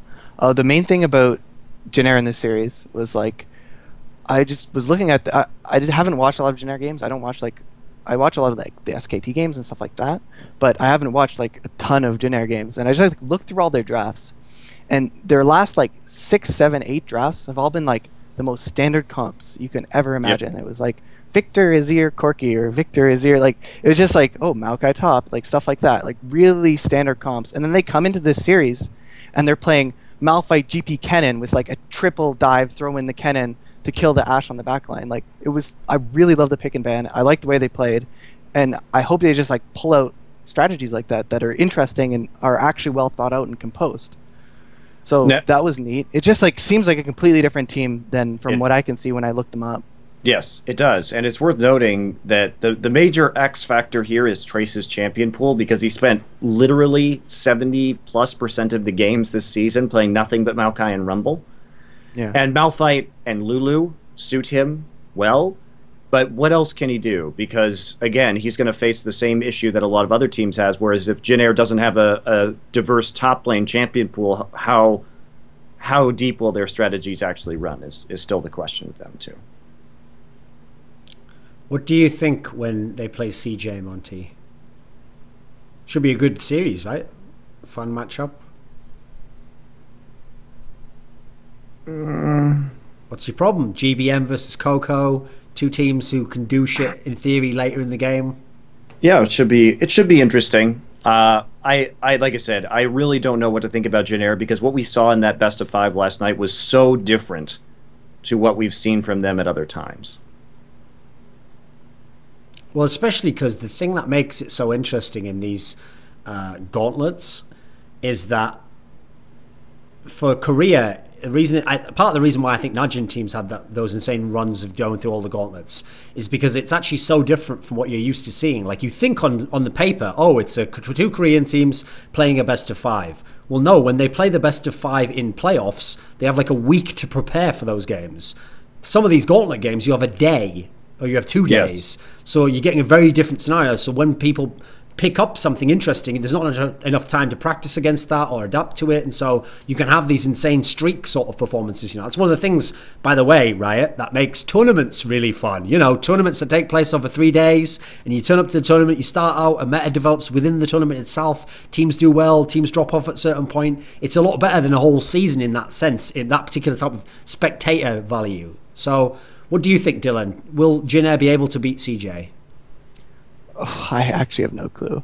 I want to think they can because I really liked watching that, like the regional final set. But history would make CJ the favorites if not for the fact that they got stomped in their last games.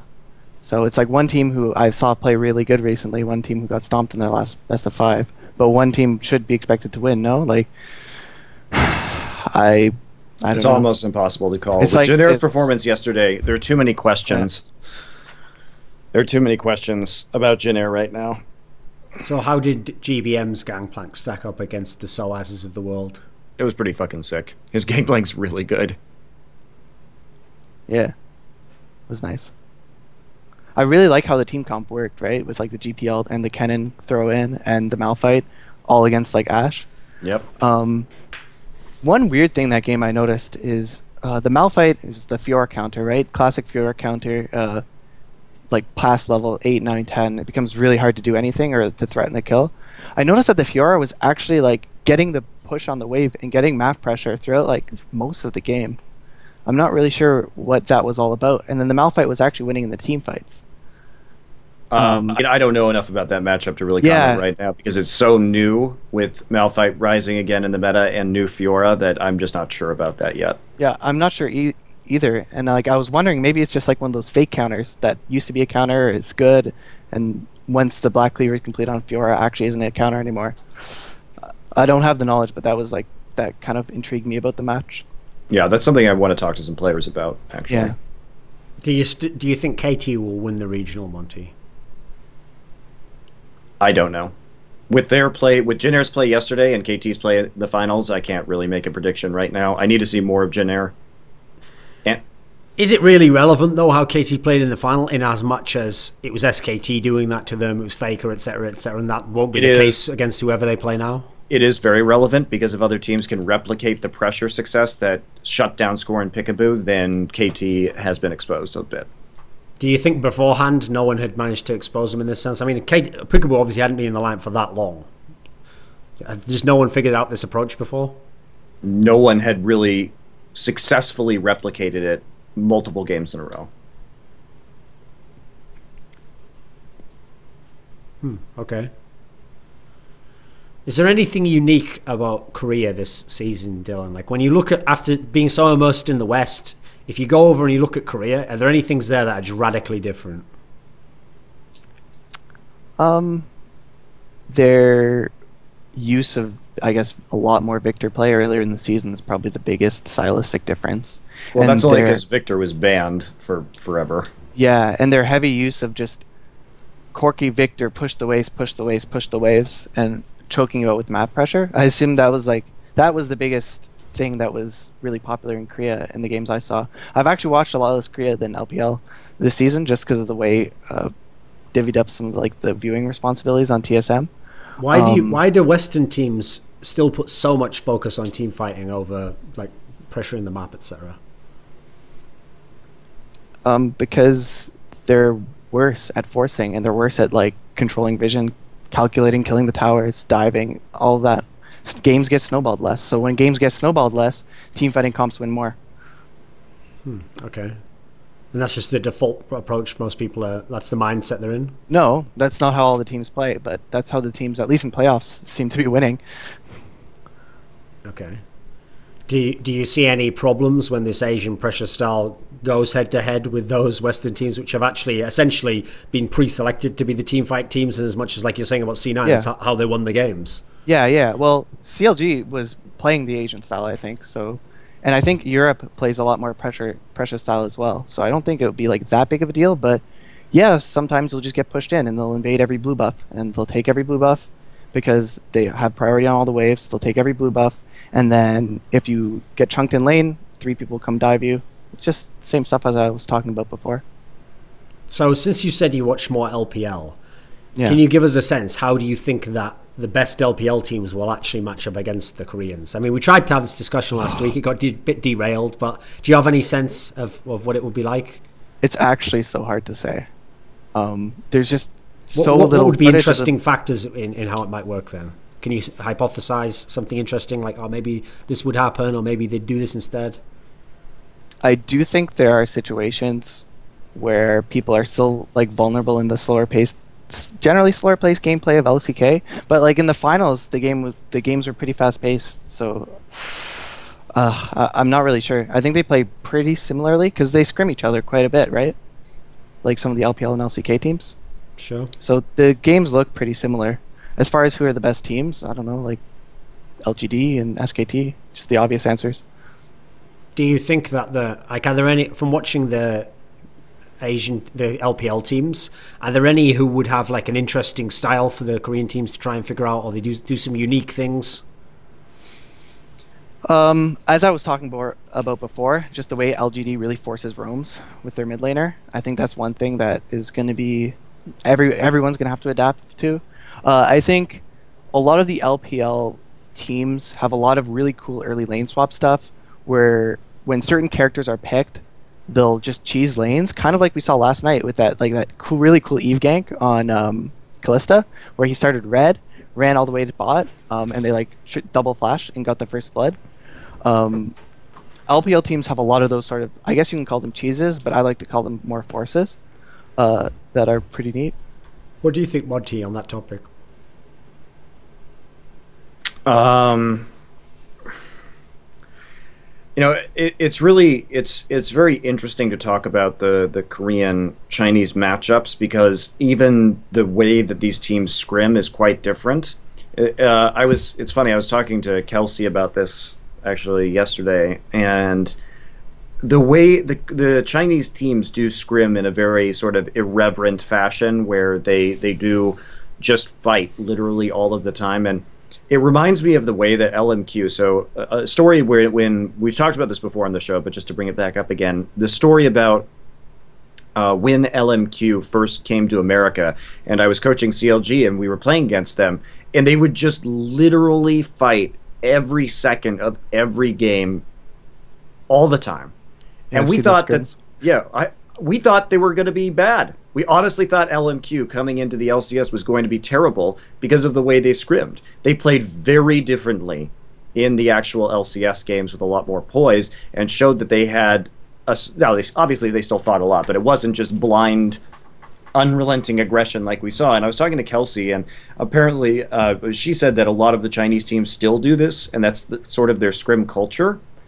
And talking from the Korean players who scrim against the Chinese teams, I can say that that's probably pretty true too. Even I was talking to GBM, and he said that they had been scrimming against Chinese teams, top Chinese teams, and he's like, well, they just fight all the time. And so we can't really get that much information about how they would actually stack up because they don't scrim like they play in games, which is weird. You would think that you would be trying to, sometimes maybe you want to practice skirmishing, so you just take every fight to figure out stuff anyway, but not every single game. Since you referenced earlier on TSM's historical trend of having issues when they face something new, or even when they just face a new opponent that they haven't played very often, and it's like a prep scenario coming into someone. And I mean, I have that stat that I brought up where it was something like 13 out of 18 times when they've been in this position since Loco became the coach, they'd lost the first game. So along the similar lines, historically, if you do weird stuff against Koreans, sometimes that makes them short circuit a bit, right, Monty? That sometimes the first time they encounter it, because they're so entrenched in their meta and preparation, so sometimes it fucks them a bit, right? Could you see any of the lane swaps, etc., from LPL being able to initially at least cause problems for Korea? Possibly, but I think they're going to have enough time practicing against it that it won't be that it won't be as much of an issue. I think we're going to see a lot of very interesting stuff in the next couple of weeks as the teams play against each other in the Asian region. I actually don't know how much value there will be for the Korean team or the Western teams to come over and scrim right now. Obviously, SK Telecom's in Hawaii right now, so they're not even practicing. They're going to take a break for a little bit. I don't know which teams actively in Korea will still be scrimming, and I don't think any of the Gauntlet teams will be playing Western teams right now until they know that they're into the World Championship. And generally speaking, one would think that with how good the Chinese teams are right now, that most of the Korean and Chinese teams will just scrim each other. So... Like, you think they'll actively avoid scrimming the Western teams? I just don't think that'll be their first priority. And Korea, just the scrim environment in Korea is basically you get one best of 3 to show that you're worth playing, and if you happen to fuck that up, then they'll just never scrim you again. What do you think, Dylan, on the Western teams trying to come to Korea and get acclimatized to how these teams play, what the meta is, and prep for Worlds? What are your general thoughts on it? I think they should do it. I think it's better than not doing it. I also think that if they stay in their home regions, there's going to be less teams to scrim because a lot of the teams are going to be breaking. Like, what happens if you stay in NA or EU? There's not going to be the top teams because, the other ones are gone, the top teams are gone, and the other ones are probably breaking up. I'm just saying that I think that like, you have to go. Yeah, you do have to go. But I'm just saying that Western fans, I wouldn't get too hyped because last year, realistically, because I was boot camping with SK before Worlds last year, and just watching the teams. I mean, most of the teams that the actual Western teams were scrimming were Samsung Red, Huni's team, Zenix Storm, some of the lower tier teams that kept practicing during the off season. Sometimes. How are they doing? How are they doing against those teams? Can you say or? But I mean, were the lower tier Korean teams beating Western teams? Absolutely. In the scrims, were you watching the TSM scrims? Yeah, I know, but the TSM wasn't losing to the lower tier Korean teams in scrims. I don't know. Most of the teams were getting beaten by Zenix at least 50%, 40% of the time. It was pretty even. I mean, how was TSM doing last year? TSM was doing pretty good in scrims. I'd say, like, against the tip-top Korean teams, like Samsung White, Samsung Blue, it was difficult. But against any 3rd, 4th, 5th, 6th place Korean teams, it was definitely competitive. I'm surprised to hear that Samsung Blue was doing well in scrims because Samsung Blue was trolling away all their scrims. Yeah, exactly. Yeah. that was generally what I found. Yeah.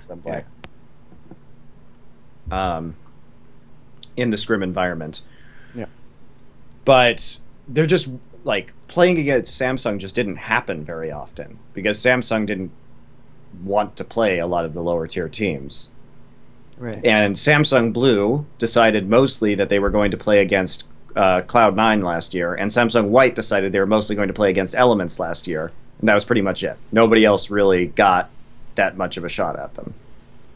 That's kind of weird then, considering how those matchups ended up actually being like key matchups for the tournament itself. Yeah. Maybe a bit fortuitous on certain people's behalf. Okay, do we have any pressing topics before we finish up? Is there anything else you want to get out there? Monty? No. Okay, thanks to Offerdraft for all the money. I live in shame for KT. That's what happens, mate. You know what's funny, though?